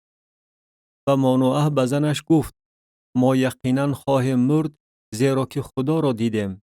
ولی زنش به او گفت: اگر خداوند می‌خواست ما را بکشد، قربانی سوختنی و هدیه آردی را از دست ما قبول نمی‌کرد و همه این چیزها را به ما نشان نمی‌داد و در این وقت چنین خبر را به سمع ما نمی‌رسانید. تولد یافتن شمشون. و آن زن پسری زاید و او را شمشون نام نهاد و کودک کلان می‌شد و خداوند او را برکت می‌داد. و روح خداوند به تحریک دادن او در اردوگاه دان در میان سارا و اشتاول شروع نمود. کتاب داوران باب 14. شمشون داوری 13. و شمشون به تیمنا فرود آمد و در تیمنا زنی را از دختران فلیشتیان دید. و آمده به پدر و مادر خود خبر داد و گفت: در تیمنا زنی را از دختران فلیشتیان دیدم و اکنون ورا برای من به زنی بگیرید. و پدر و مادرش به او گفتند: مگر در میان دختران برادرانت و در تمام قوم ما زنی نیست که تو می‌خواهی رفته از فلیشتیان نامختون زن بگیری؟ ولی شمشون به پدر خود گفت: ورا برای من بگیر، زیرا که وی در چشم من پسند آمد. ولیکن پدر و مادرش نمی‌دانستند که این از جانب خداوند است، زیرا که او می‌خواست بهانه بر فلیشتیان بجوید. و در آن وقت فلیشتیان بر اسرائیل حکمران بودند. و شمشون با پدر و مادر خود به تیمنا فرود آمد و هنگامی که به تاگزار تیمنا رسیدند، اینک شیر جوانی به پیشواز او نعره زد. و روح خداوند بر او نازل شده آن را دو پاره کرد، چنان که بزغاله را دو پاره می‌کنند، اگرچه در دستش چیزی نبود. و به پدر و مادرش آنچه را که کرده بود خبر نداد. و فرود آمده با آن زن گفتگو کرد و وی در چشم او پسند آمد. و بعد از مدت وقتی که او برای گرفتن وی برمیگشت، از راه به کناری رفت تا لاشه شیر را ببیند. و اینک در لاشه شیر توده زنبورها و عسل بود. و آن را به کفهای دستش گرفته روانه شد و در راه می‌خورد. و چون به پدر و مادرش رسید به آنها نیز داد و آنها خوردند. ولی به آنها نگفت که عسل را از لاشه شیر گرفته است. و پدرش نزد آن زن فرود آمد و شمشون در آنجا بزم کرد، زیرا که رسم و عادت جوانان چنین بود. و چون او را دیدند 30 نفر یاران را برگزیدند تا که با او باشند. و شمشون با آنها گفت: معمای برای شما میگویم، اگر شما آن را برای من در 7 روزی بزم حل نمایید و حل درستش را بیابید، من به شما 30 یکتک کتان و 30 دسته لباس خواهم داد. ولی اگر آن را برای من نتوانید حل نمایید، شما باید 30 جامه کتان و 30 دسته لباس به من بدهید. و او گفتند: معمای خود را بگوی تا که آن را بشنویم. و او با آنها گفت: از خورنده خوراک بیرون آمد و از زورآور شیرینی بیرون آمد. و آنها در 3 روز نتوانستند معما را حل کنند. و چنین واقع شد که در روز هفتم آنها به زن شمشون گفتند: شوهرت را راضی نما تا که حل معما را به ما بگوید، مبادا تو را و خانه پدرت را آتش داده بسوزانیم. مگر ما را برای آن تکلیف نموده اید که ما را تاراج کنید؟ و زن شمشون پیش او گریه کرده گفت: یقین است که تو از من نفرت داری و مرا دوست نمی داری. و پسران قوم من معمای گفته ای، ولی حل آن را به من معلوم نکرده ای. و او به وی گفت: اینک به پدر و مادر خود آن را معلوم نکردم، آیا به تو معلوم کنم؟ و 7 روزی که بزم آنها دوام میکرد، وی پیش او میگریست و در روز هفتم او به وی معلوم کرد، زیرا که وی با چقیدنش او را از جان بیزار ساخت. و بعد از این وی حل معما را به پسران قوم خود معلوم کرد. و در روز هفتم پیش از غروب آفتاب مردم آن شهر به او گفتند: چیست شیرینتر از عسل و چیست زورآورتر از شیر؟ و او به آنها گفت: اگر با غناجین من شدگار نمی کردید، حل معمای مرا نمی یافتید. شمشون در اشقلون. و روح خداوند به او نازل شده، او به اشقلون فرود آمد و از آنها 30 نفر را کشته، لباسشان را کشیده گرفت و دسته های لباس را به آنهایی که معما را حل کرده بودند داد. و خشمش علنگه گرفته، او به خانه پدر خود برگشت. و زن شمشون به رفیقی که یاری او شده بود رسید. کتاب داوران باب 15. شمشون از فلیشتیان انتقام می گیرد. حاصلاتشان را به واسطه روباهان نست و نابود می کند. و بعد از مدت در ایام دروی گندم چنین واقع شد که شمشون برای دیدن زن خود با بزغاله آمد و گفت: نزد زن خود به خانه خواب وی می درایم. ولی پدر وی او را نماند که درآید. و پدر وی گفت: من گمان کردم که تو از وی نفرت داری، بنابراین ورا به یاری تو دادم. اینک خواهر وی که از وی خوشرویتر است، بگذار برای تو در عوض وی باشد. ولی شمشون به آنها گفت: من اکنون پیش فلیشتیان از گناه فارغ خواهم بود، اگر به آنها بدی بکنم. و شمشون رفته 300 تا روباه قپید و مشعلها گرفت و دم را با دم بسته 1 تا مشعل را در میانه هر دو دم گذاشت. و مشعلها را درگرانیده و کشزارهای فلیشتیان فرستاد و از خرمن سر کرده تا حاصل درو نشده و تا باغهای زیتون سوزانید. و فلیشتیان گفتند: کیست که این کار را کرده است؟ و گفتند: شمشون، داماد آن ساکن تیمنا که زن او را گرفته به یار او داده بود. و فلیشتیان آمده آن زن را با یک جایگی پدرش با آتش سوزانیدند. و شمشون به آنها گفت: مادامی که شما چنین عمل کردید، یقینا از شما انتقام خواهم گرفت و بعد از آن آرام خواهم شد. و به آنها سر تا پا ضربه سخت رسانید، بسیاری را کشت و رفته در غار صخره ایتام ساکن شد. و فلیشتیان برآمده در یهودا اردو زدند و در لیهی جایگیر شدند. و مردم یهودا گفتند: برای چی بر ضد ما برآمده اید؟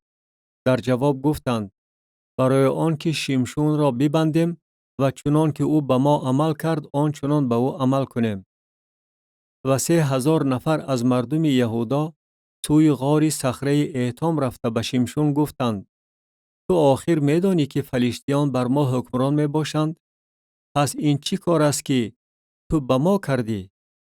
با آنها گفت: چنان که آنها به من عمل کردند آنچنان من به آنها عمل کردم.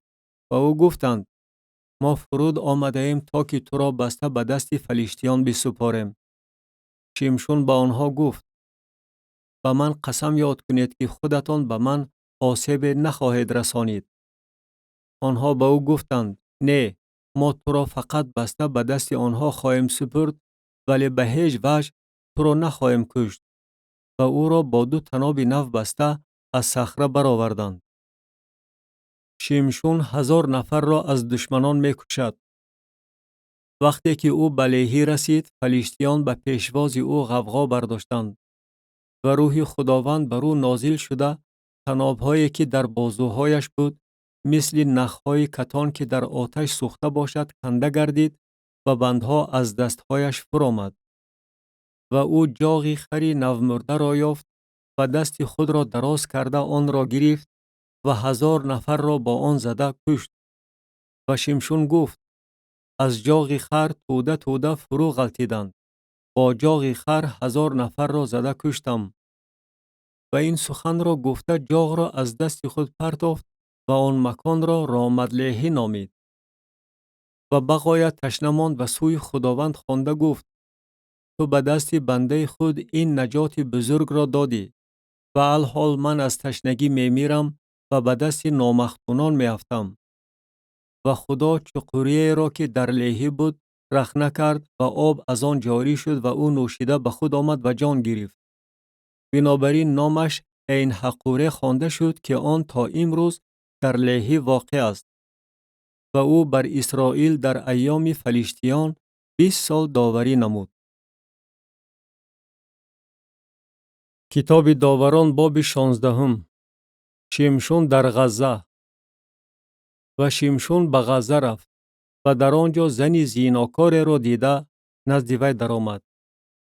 به اهل غزه خبر رسید که شمشون به اینجا آمده است و تمام شب دور زده گشتند و نزد دروازه شهر به مقابل او کمین گرفتند و تمام شب خاموشانه رفتار نموده می گفتند: تا صبح دم منتظر ایستاده او را می کشیم. ولی شمشون تا نصف شب خوابید و نصف شب برخاست و طبقه های دروازه شهر و 2 پهلو دری را گرفته با یک جایگی غلقه برکند و بر کتف خود گذاشته بر قله کوهی که در رو بر روی هبرون است برآورد. شمشون و دلیلا. و بعد از آن چنین واقع شد که او زنی را در وادی نهر شورق دوست داشت و نام وی دلیلا بود. و سروران فلیشتیان نزد وی آمده گفتند: او را فریفته نموده بفهم که قوت بزرگش در چیست و چگونه ما بر او می توانیم غالب آییم تا که او را بسته مطیع نماییم. و هر یک از ما به تو 1100 سیقل نقره خواهیم داد. و دلیلا به شمشون گفت: لطفاً به من بگوی که قوت بزرگ تو در چیست و چگونه تو را بسته مطیع کردن ممکن است. شمشون به وی گفت: اگر مرا با 7 زیه تر که خشک نشده باشد ببندند، من سست شده مثل هر کسی دیگر خواهم گردید. و سروران فلیشتیان 7 زیه تر که خشک نشده بود به وی آوردند و او را وی با آنها بست. و کمینوران در حجره وی نشسته بودند و دلیلا به او گفت: فلیشتیان بر تو آمدند ای شمشون. و او زیها را برکند چنان که رشته کتان کنده می شود، همین که بوی آتش به آن برسد و منبع قوت او آشکار نشد. و دلیلا به شمشون گفت: اینک تو مرا تمسخر کرده سخنانی دروغ گفتی. اکنون لطفاً به من بگوی که تو را با چی بستن ممکن است. او به وی گفت: اگر مرا با طنابهای نو که هیچ استعمال نشده باشد ببندند، من سست شده مثل هر کسی دیگر خواهم گردید. و دلیلا طنابهای نو گرفته او را با آنها بست و به او گفت: فلیشتیان بر تو آمدند ای شمشون. و کمینوران در حجره وی نشسته بودند و او طنابها را از بازوهای خود مثل رشته برکند. و دلیلا به شمشون گفت: تو مرا تمسخر کرده و من سخنانی دروغ گفتی. و من بگوی که تو را با چی بستن ممکن است. و او به وی گفت: اگر 7 گیسوی سری مرا با دستگاه بافندگی ببافی. وی آنها را به ماکو محکم بست و به او گفت: فلیشتیان بر تو آمدند ای شمشون. و او از خواب خود بیدار شده ماکو و دستگاه بافندگی را برکند. وی به او گفت: چگونه تو میگویی من تو را دوست می‌دارم و حال آنکه دل تو با من نیست؟ اینک 3 دفعه تو مرا تمسخر کردی و به من معلوم ننمودی که قوت بزرگ تو در چیست. و از بس که وی او را هر روز با سخنان خود فشار داده ضیق می‌کرد، او از جان خود بیزار شد و هر چی را که در دل داشت به وی آشکار کرده گفت: پاکو بر سر من نرسیده است زیرا که من از بطن مادر خود برای خدا ممتاز هستم. اگر موی سرم تراشیده شود، قوتم از من دور خواهد شد و من سست شده مثل هر کسی دیگر خواهم گردید. و دلیلا دید که او هر چی را که در دلش بود به وی معلوم کرد. برای خواندن سروران فلیشتیان کس فرستاده گفت: همین دفعه بیایید که او هر چی را که در دل داشت به من معلوم کرد. و سروران فلیشتیان نزد وی آمدند و نقره را به دست خود آوردند و او را وی بر زانوهای خود خوابانید و کسی را خواند و 7 گیسوی سری او را تراشانید و به شکنجه کردن او شروع نمود و قوتش از او دور شد و گفت: فلیشتیان بر تو آمدند ای شمشون. و او از خوابش بیدار شده در دل خود گفت: مثل پیشتر بیرون رفته به خود می آیم. ولی او ندانست که خداوند از او دور شده است. و فلیشتیان او را دستگیر کرده چشمانش را کندند و او را به غزه آورده با زنجیر 2 قبطه میسین بستند و او در زندان دستاس می کرد. و موی سرش که تراشیده شده بود از نو برآمدن گرفت. ممات شمشون. و سروران فلیشتیان جمع شدند تا که برای خدای خود داجون قربانی بزرگ آورده دماغ چاقی کنند و گفتند: خدای ما دشمن ما شمشون را به دست ما تسلیم نمود. و چون قوم او را دیدند خدای خود را مدح کردند، زیرا که گفتند: خدای ما دشمن ما را که خراب کننده زمین ما بوده بسیاری را از ما کشته است به دست ما تسلیم نمود. و چون دماغشان چاق شد گفتند: شمشون را بخوانید تا که بازی کرده ما را دلخوش گرداند. و شمشون را از زندان آوردند و او آنها را دلخوش گردانید و او را در میان 2 ستون گذاشتند. و شمشون به امردی که دست او را نگاه می داشت گفت: مرا واگذار تا ستونهای را که خانه بر آنها قایم است لمس نمایم و بر آنها تکیه کنم. و خانه از مردان و زنان پر بود و همه سروران فلیشتیان در آنجا بودند و بر بام آن تقریبا 3000 مرد و زن بودند که بازی شمشون را تماشا می کردند. و شمشون سوی خداوند خوانده گفت: خدایا خداوندا، لطفاً مرا به یاد آور و فقط همین دفعه تقویت نما ای خدا، تا که من یک باره برای 2 چشم خود از فلیشتیان انتقام گیرم. و شمشون 2 ستون میانه را که خانه بر آنها قایم بود، یکی را با دست راستش و دیگری را با دست چپش در آغوش گرفته بر آنها تکیه کرد. و شمشون گفت: بگذار جان من با فلیشتیان بمیرد. و با تمام قوتش فشار داد و خانه بر سروران و بر تمام قومی که در آن بودند فرو رفت و مردگانی که او در ممات خود کشت از مردگانی که در حیات خود کشته بود بیشتر بودند. و برادران او و تمام خاندان پدر او فرود آمدند و او را برداشته بردند و در میان سارعا و اشتاول در مقبره پدرش مانوئه دفن کردند و او 20 سال بر اسرائیل داوری نمود. کتاب داوران باب 17. عصیان عوام و اهل دین. و شخصی از کوه افرایم بود که میخایهو نام داشت و او به مادر خود گفت: 1100 سیقل نقره که از تو ربوده شد و درباره آن تو لعنت خواندی و در گوشهای من نیز گفتی اینک آن نقره در دست من است، من آن را گرفته بودم. و مادرش گفت: خداوند پسرم را برکت دهد. و آن 1100 سیقل نقره را به مادرش برگردانید. و مادرش گفت: من این نقره را کاملا به خداوند از دست خود برای پسرم وقف نمودم تا که صنمی تراشیده و بتی ریخته بسازد و اکنون آن را به تو برمیگردانم. ولی او نقره را به مادرش برگردانید و مادرش 200 سیقل نقره را گرفته و زرگر داد که وی صنم و بت ساخت و آنها در خانه میخایهو بود. و این شخص یعنی میخا خانه برای عبادت خدا داشت و او افود و ترافیم ساخت و یکی از پسران خود را برگماشت تا که کاهن او باشد. در آن ایام پادشاهی در اسرائیل نبود. هر کس آنچه به نظرش پسند می آمد می کرد. و جوان از بیت لحم یهودا بود که در میان قبیله یهودا زندگی می کرد. ولی او لیوی زاده بوده در آنجا سکونت داشت. و این شخص از شهر از بیت لحم یهودا روانه شد تا در موضعی که به مدعای تبش باشد مسکن گرفت. و به کوه افرایم تا خانه میخا رسید تا که از آنجا سفرش را دوام دهد. و میخا به او گفت: از کجا آمده ای؟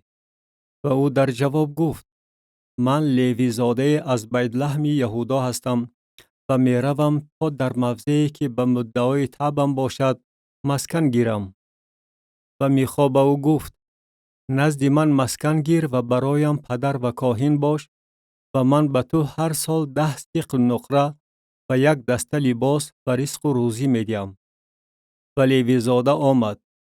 و لیوی زاده راضی شد که نزد این مرد مسکن گیرد و آن جوان نزد وی مثل یکی از پسرانش بود. و میخا لیوی زاده را برگماشت و جوان کاهن او شد و در خانه میخا مسکن گرفت.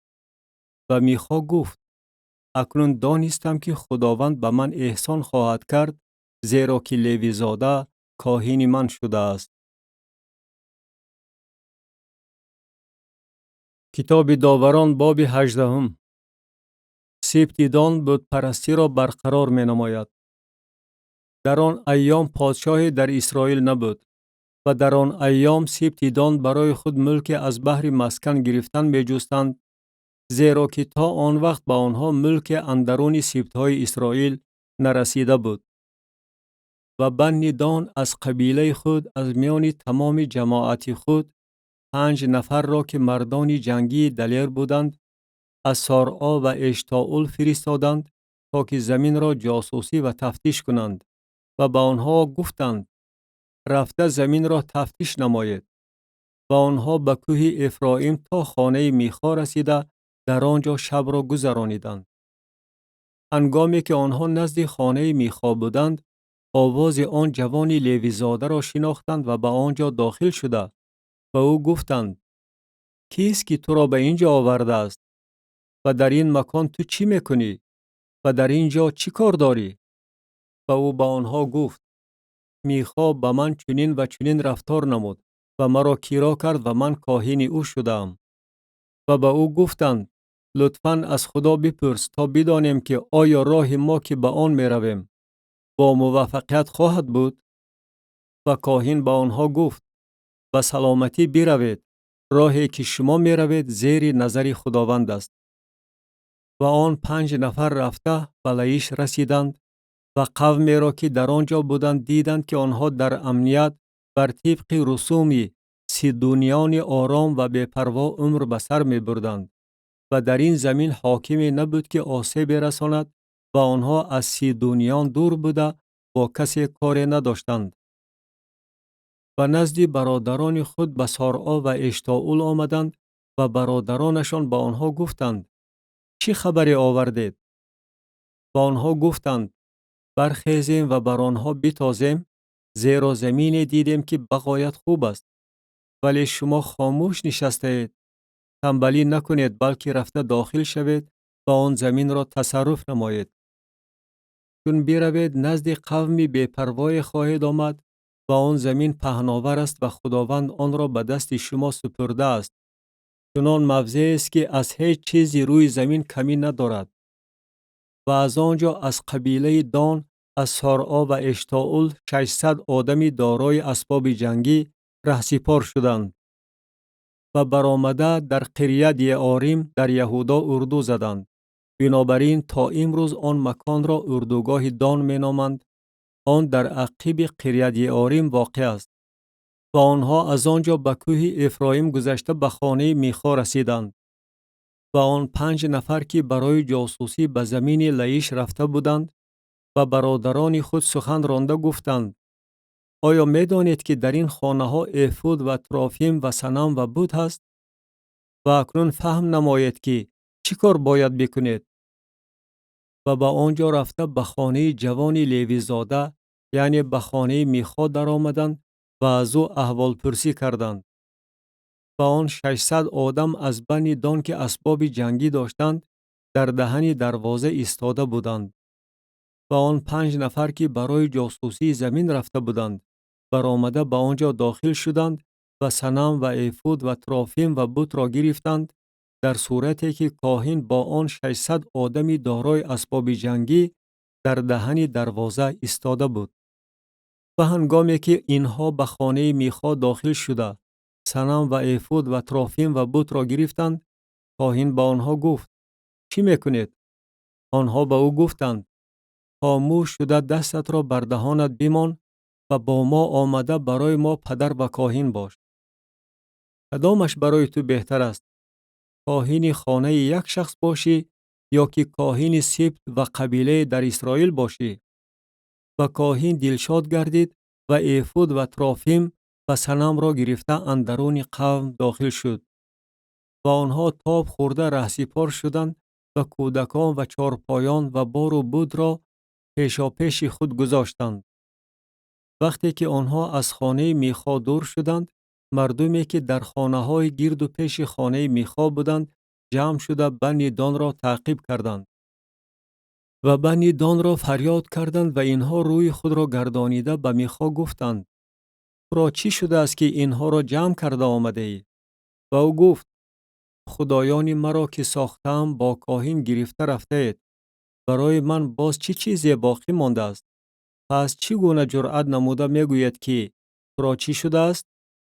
و بنی دان به او گفتند: آوازت را در میان ما بلند نکن، مبادا آدمان تندمزاج بر شما هجوم آورند و تو جان خود و جان اهل بیت خود را به هلاکت رسانی. و بنی دان به راه خود رفتند. و چون میخا دید که آنها از او پرزورترند، تاب خورده به خانه خود برگشت.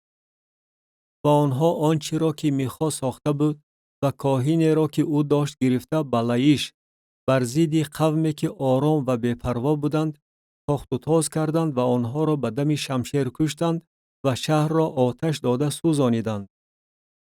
و کسی نبود که رهایی دهد، زیرا که آن از سیدون دور بود و آنها به کسی رابطه نداشتند و آن در وادی که نزد بیت رحوب است واقع بود. و شهر را بنا کرده در آن مسکن گرفتند. و شهر را به نام پدر خود دان که برای اسرائیل تولد شده بود دان نامیدند، ولی که نام شهر اول لایش بود. و بنی دان آن صنم را برای خود برقرار کردند. و یخوناتان ابن جرشوی ابن منشه خودش و پسرش تا روز اسیر شدن اهل این زمین کاهنان سبط دان بودند. و صنم میخا را که ساخته بود در تمام ایامی که خانه خدا در شیلو بود برای خود گذاشتند. کتاب داوران باب 19. واقعه دهشت انگیز در جبعه. و در آن ایامی که پادشاهی در اسرائیل نبود، مردی لیوی زاده در اقصای کوه افرایم سکونت داشت و زنی سوریه از بیت لحم یهودا برای خود گرفته بود.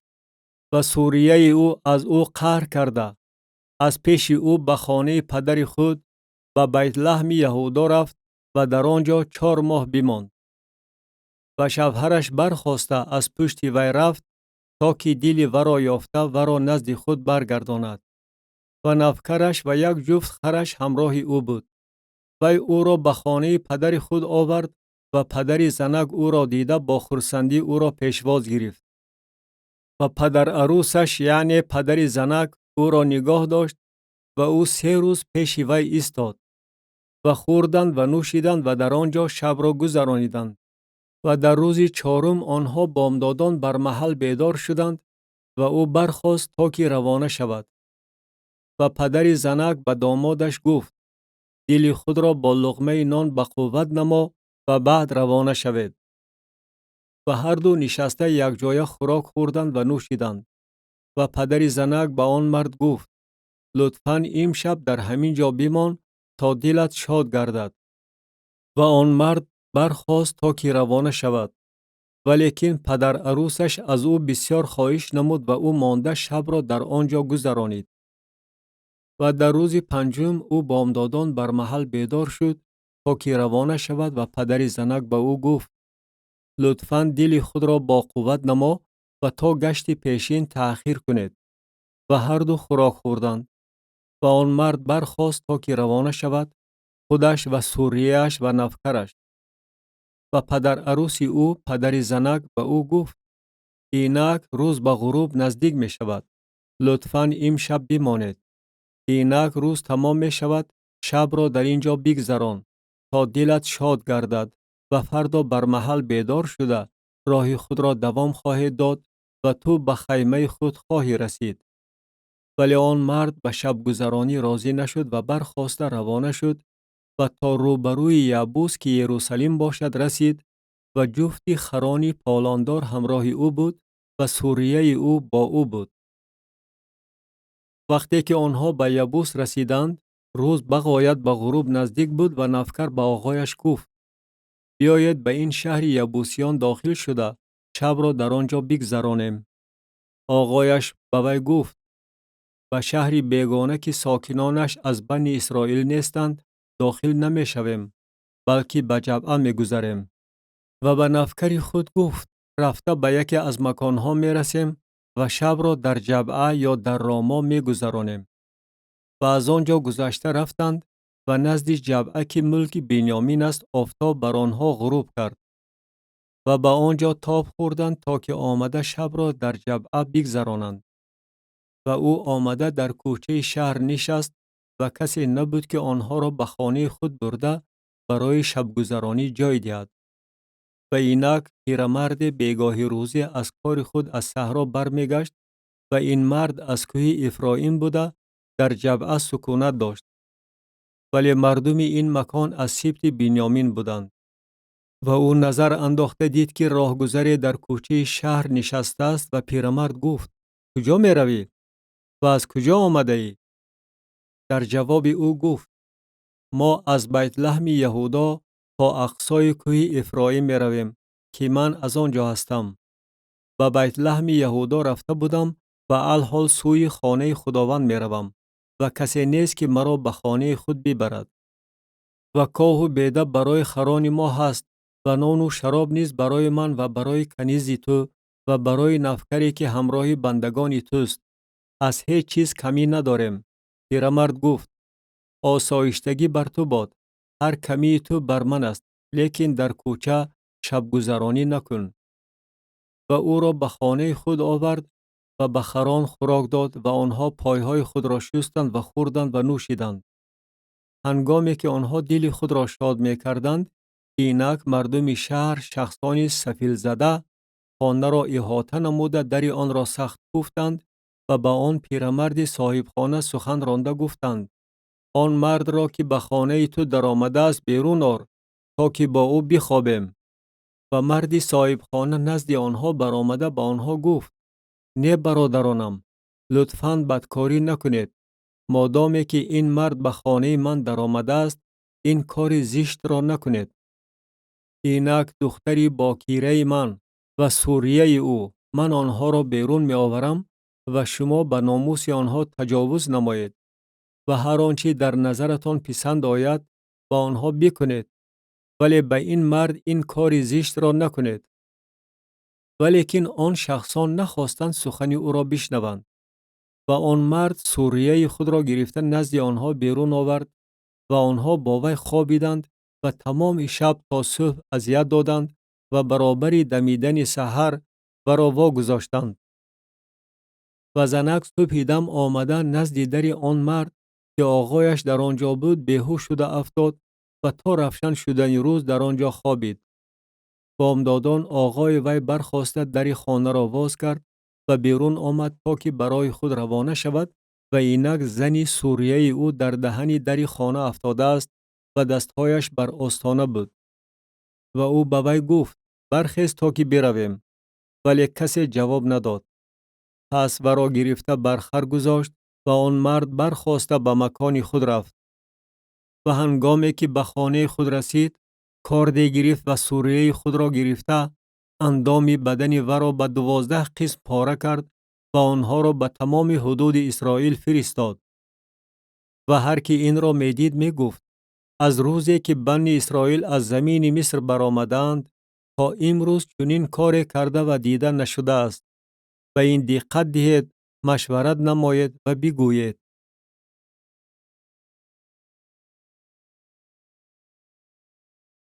کتاب داوران باب 20. جنگ در میان سبط بنیامین و سبط‌های دیگر. و تمام بنی اسرائیل بیرون آمدند و جماعت مثل یک تن از دان تا بئرشابه و زمین جلعاد به حضور خداوند در مصفا جمع شدند. و سرداران تمام قوم، همه سبط‌های اسرائیل در جمع آمد قوم خدا که از 400,000 نفر پیاده شمشیرزن عبارت بودند حاضر شدند. و بنی بنیامین شنیدند که بنی اسرائیل به مصفا آمدند و بنی اسرائیل گفتند بگوید که این شرارت چگونه روی داده است.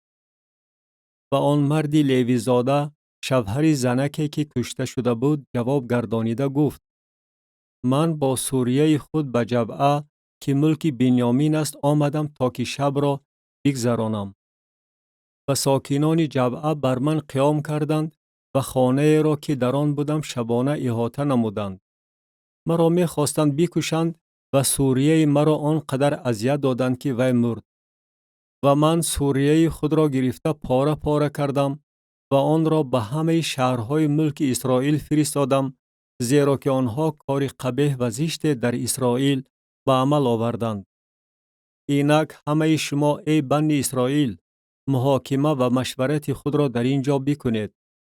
و تمام قوم چون یک تن قیام نموده گفتند هیچ یکی از ما به خیمه خود نخواهیم رفت و هیچ یکی از ما به خانه خود نخواهیم شتافت. و الحال ما باید در حق جبعه چنین کاری بکنیم. موافق قرعه بران بتازیم. و 10 نفر از 100 از همه سبط‌های اسرائیل و 100 نفر از 1000 و 1000 نفر از بیور بگیریم تا که توشه برای قوم بیارند. و همین که آنها برگردند ما به جبعه بنیامین موافق تمام قباحتی که وی در حق اسرائیل به عمل آورده است عمل نماییم. و همه اسرائیلیان یک دلانه چون یک تن نزد آن شهر جمع آمدند. و سبط‌های اسرائیل به تمام سبط بنیامین آدم فرستاده گفتند این چی شرارتی است که در میان شما روی داده است؟ و اکنون آن شخصان سفیلزاده را که در جبهه هستند تسلیم نمایید تا که آنها را به قتل رسانیده شرارت را از اسرائیل نیست کنیم. ولیکن بنی بنیامین نخواستند که آواز برادران خود بنی اسرائیل را بشنوند. و بنی بنیامین از شهرها در جبهه جمع شدند تا که با بنی اسرائیل جنگ کنند. و از بنی بنیامین در آن روز از شهرها 26,000 مرد شمشیرزن صف کشیدند. غیر از این از ساکنان جبهه 700 نفر برگزیدگان صف کشیدند. از تمام این قوم 700 مردی برگزیده چپ دست بودند و همه اینها به موی سنگ می انداختند و خطا نمی کردند. و از اسرائیلیان غیر از بنیامین 400,000 نفر شمشیرزن صف کشیدند که همه‌شان مردان جنگی بودند. و برخاسته به بیتیل رفتند و از خدا پرسیدند و بنی اسرائیل گفتند کیست که از میان ما اول بر ضد بنی بنیامین به جنگ برآید؟ و خداوند گفت یهودا اول برآید. و بنی اسرائیل بامدادان برخاسته نزد جبعه اردو زدند. و اسرائیلیان بیرون آمدند تا که با بنیامین جنگ کنند و اسرائیلیان نزد جبعه به مقابل آنها برای جنگ صف بستند. و بنی بنیامین از جبعه بیرون آمده در آن روز 22,000 نفر را از اسرائیلیان کشته بر زمین غلتانیدند. ولی قوم یعنی اسرائیلیان قوت یافته در همان جایی که روز یکم صف بسته بودند از نو برای جنگ صف بستند. و بنی اسرائیل برآمده به حضور خداوند تا شام گریستند و از خداوند پرسیده گفتند آیا باز بر ضد برادران خود بنی بنیامین برای جنگ نزدیک آییم؟ و خداوند گفت بر ضد آنها برآیید. و بنی اسرائیل در روز دوم به جانب بنی بنیامین پیش آمدند و بنیامینیان در روز دوم به پیشواز آنها از جبعه بیرون آمدند و از بنی اسرائیل باز 18,000 نفر را کشته بر زمین غلطانیدند که همه‌شان شمشیرزن بودند. و تمام بنی اسرائیل، تمام قوم برآمده به بیتیل آمدند و گریسته در آنجا به حضور خداوند نشستند و در آن روز تا شام روزه داشتند و قربانی های سوختنی و قربانی های سلامتی به حضور خداوند آوردند. و بنی اسرائیل از خداوند پرسیدند و صندوق عهد خدا در آن وقت در آنجا بود. و فینحاس ابن العازار ابن هارون در آن ایام پیش آن می ایستاد و گفتند: آیا باز بر ضد برادران خود بنی بنیامین به جنگ برایم یا دست کشم؟ و خداوند گفت: برآیید، زیرا که فردا آنها را به دست تو خواهم سپرد. و اسرائیلیان گرداگرد جبعه کمینها گذاشتند و بنی اسرائیل در روز سیوم به مقابل بنی بنیامین برآمدند و مثل دفعه‌های پیش نزد جبعه صف بستند. و بنی بنیامین به پیشواز قوم بیرون آمده از شهر دور شدند و در راهها که یکی سوی بیتیل و دیگری سوی جبعه می برد، مثل دفعه‌های پیش به کشتن قوم شروع کردند و قریب 30 نفر از اسرائیلیان در صحرا کشته شدند. و بنی بنیامین گفتند: آنها پیش ما مثل پیشتر فرو می غلطند. ولی بنی اسرائیل گفتند: بگریزیم تا که او را از شهر به سوی راهها دور کنیم. و همه اسرائیلیان از جای خود برخاسته در بعل تامور صف بستند و کمینوران اسرائیل از کمینگاه خود از میدان نزد جبعه جسته برآمدند. و 10,000 مرد برگزیده که از تمام اسرائیل بودند از پیش جبعه نزدیک آمدند و حرب و ضرب سخت روی داد و بنیامینیان ندانستند که فلاکت بر سرشان می آید. و خداوند به بنیامین پیش اسرائیل شکست رسانید و بنی اسرائیل در آن روز 25,100 نفر را از بنیامین کشتند که همه‌شان شمشیرزن بودند. و نظر بنی بنیامین چنین نمود که شکست رسانیدند، ولی اسرائیلیان برای بنیامین جای خالی کرده بودند، زیرا امیدشان به آن کمینی بود که نزد جبعه گذاشته بودند. و کمینوران شتافته به جبعه هجوم کردند و کمینوران پهن شده رفته تمام اهل شهر را به دم شمشیر کشتند. و علامت در میان اسرائیلیان و کمینوران قرار داده شده بود که آنها باید از درون شهر ستونهای قفس دود را بلند کنند. و هنگامی که اسرائیلیان در جنگ قفا گشتند و بنیامین به زدن اسرائیلیان شروع نموده، تقریباً 30 نفر را از آنها کشتند و گفتند: آنها پیش ما مثل جنگ یکم فرو می غلطند. در همین وقت از شهر ستون قفس دود بلند شدن گرفت و بنیامینیان به عقب خود نظر انداختند و اینک دود از تمام شهر سوی آسمان می براید. و اسرائیلیان برگشتند و بنیامینیان به واهمه افتادند، زیرا دیدند که فلاکت بر سرشان آمده است.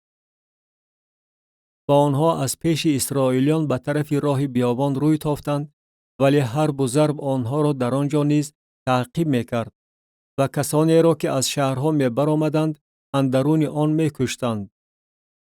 بنیامینیان را احاطه نموده گرفتاری تعقیب کردند و در مینوها که در رو بروی طرف شرقی جبعه واقع است آنها را تار و مار ساختند. و 18,000 نفر از بنیامینیان فرو غلطیدند که همه‌شان مردان جنگی بودند. و آنها تاب خورده به بیابان سوی صخره ریمون گریختند، ولی از آنها 5,000 نفر را در راهها به هلاکت رسانیدند. و آنها را تا جدعم تعقیب کرده از آنها 2,000 نفر را کشتند. همه کسانی که از بنیامین در آن روز تلف شدند 25,000 نفر شمشیرزن بودند که همه‌شان مردان جنگی بودند. و 600 نفر تاب خورده به بیابان سوی صخره ریمون گریختند و 4 ماه در صخره ریمون ایستادند. و اسرائیلیان نزد بنی بنیامین برگشته آنها را به دم شمشیر کشتند. تمام اهل شهر و چارپایان و هر چی را که یافتند نیز همه شهرهای را که یافتند آتش داده سوزانیدند. کتاب داوران باب 21. تقدیر بعدینه سبط بنیامین. و اسرائیلیان در مصفا قسم خورده گفتند کسی از ما دخترش را به بنیامینی بزنی نخواهد داد. و قوم به بیتیل آمده تا شام در آنجا به حضور خدا نشستند و آواز خود را بلند کرده زار زار گریستند و گفتند چرا ای خداوند خدای اسرائیل چنین واقعیت در اسرائیل روی داد که امروز یک سبط از اسرائیل کم می شود؟ و فردایش قوم صبحیدن برخاسته در آنجا قربانگاه بنا کردند و قربانی های سوختنی و قربانی های سلامتی آوردند.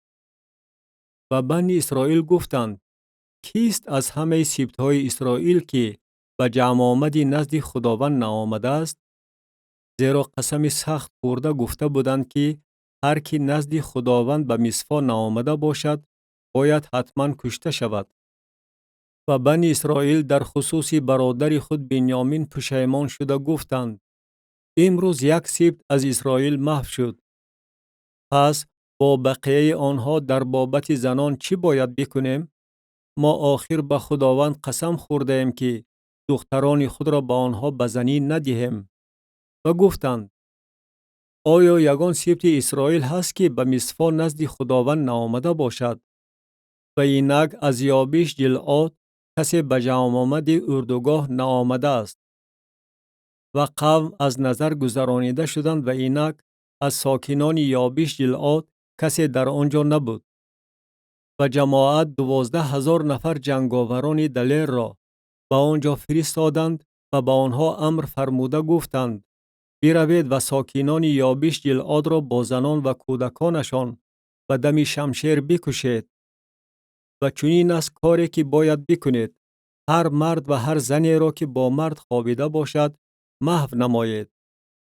و از میان ساکنان یابش گلعاد 400 دختری باکیره با مرد نخوابیده را یافتند و آنها را به اردوگاه شیلو که در زمین کنعان است آوردند.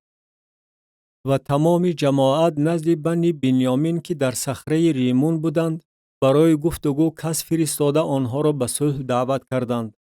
در آن وقت بنیامینیان برگشتند و دخترانی را که از زنان یابش گلعاد زنده نگاه داشته شده بودند با آنها دادند ولی این عدد برایشان کفایت نکرد. ولیکن قوم در خصوص بنیامین پشیمان بودند زیرا که خداوند در سبطهای اسرائیل رخنه به عمل آورده بود. و پیران جماعت گفتند با بقیه آنها در بابت زنان چی باید بکنیم؟ زیرا که زنان از بین بنیامین محو شدند. و گفتند بگذار ملک بنیامین میراث رستگاران وی گردد تا سبط از اسرائیل محو نشود. ولی ما نمی توانیم دختران خود را به آنها به زنی دهیم زیرا که بنی اسرائیل قسم خورده گفتند ملعون باد کسی که به بنیامین زن دهد. و گفتند اینک در شیلو که به طرف شمالی بیتیل و به طرف شرقی راهی که از بیتیل به شکم می برد و به طرف جنوبی لبونا واقع است هر سال عید خداوند گذرانیده می شود. و به بنی بنیامین امر فرموده گفتند بروید و در تاکزارها کمین گیرید. و چون دیدید که اینک دختران شیلو برای رقصیدن به میدان رقص و سرود برآمدند شما از تاکزارها بیرون آمده هر یک برای خود از دختران شیلو زنی بیربایید و به زمین بنیامین بروید. و هنگامی که پدران یا برادران آنها نزد ما آمده شکایت کنند ما به آنها خواهیم گفت آنها را ببخشید زیرا که هر یک زن خود را در جنگ به دست نآوردند و شما نیز به آنها نداده اید که الحال عیبدار شوید. پس بنی بنیامین همین طور عمل کردند و بر حسب شماره خود دختران را از میان رقاصگان ربوده به زنی گرفتند و رفته به ملک خود برگشتند و شهرها بنا کرده در آنها ساکن شدند. و از آنجا بنی اسرائیل در آن وقت هر یک به سبط خود و به قبیله خود روانه شدند و از آنجا هر یک به ملک خود بیرون آمدند. در آن ایام پادشاهی در اسرائیل نبود، هر کس آنچه به نظرش پسند می آمد می کرد.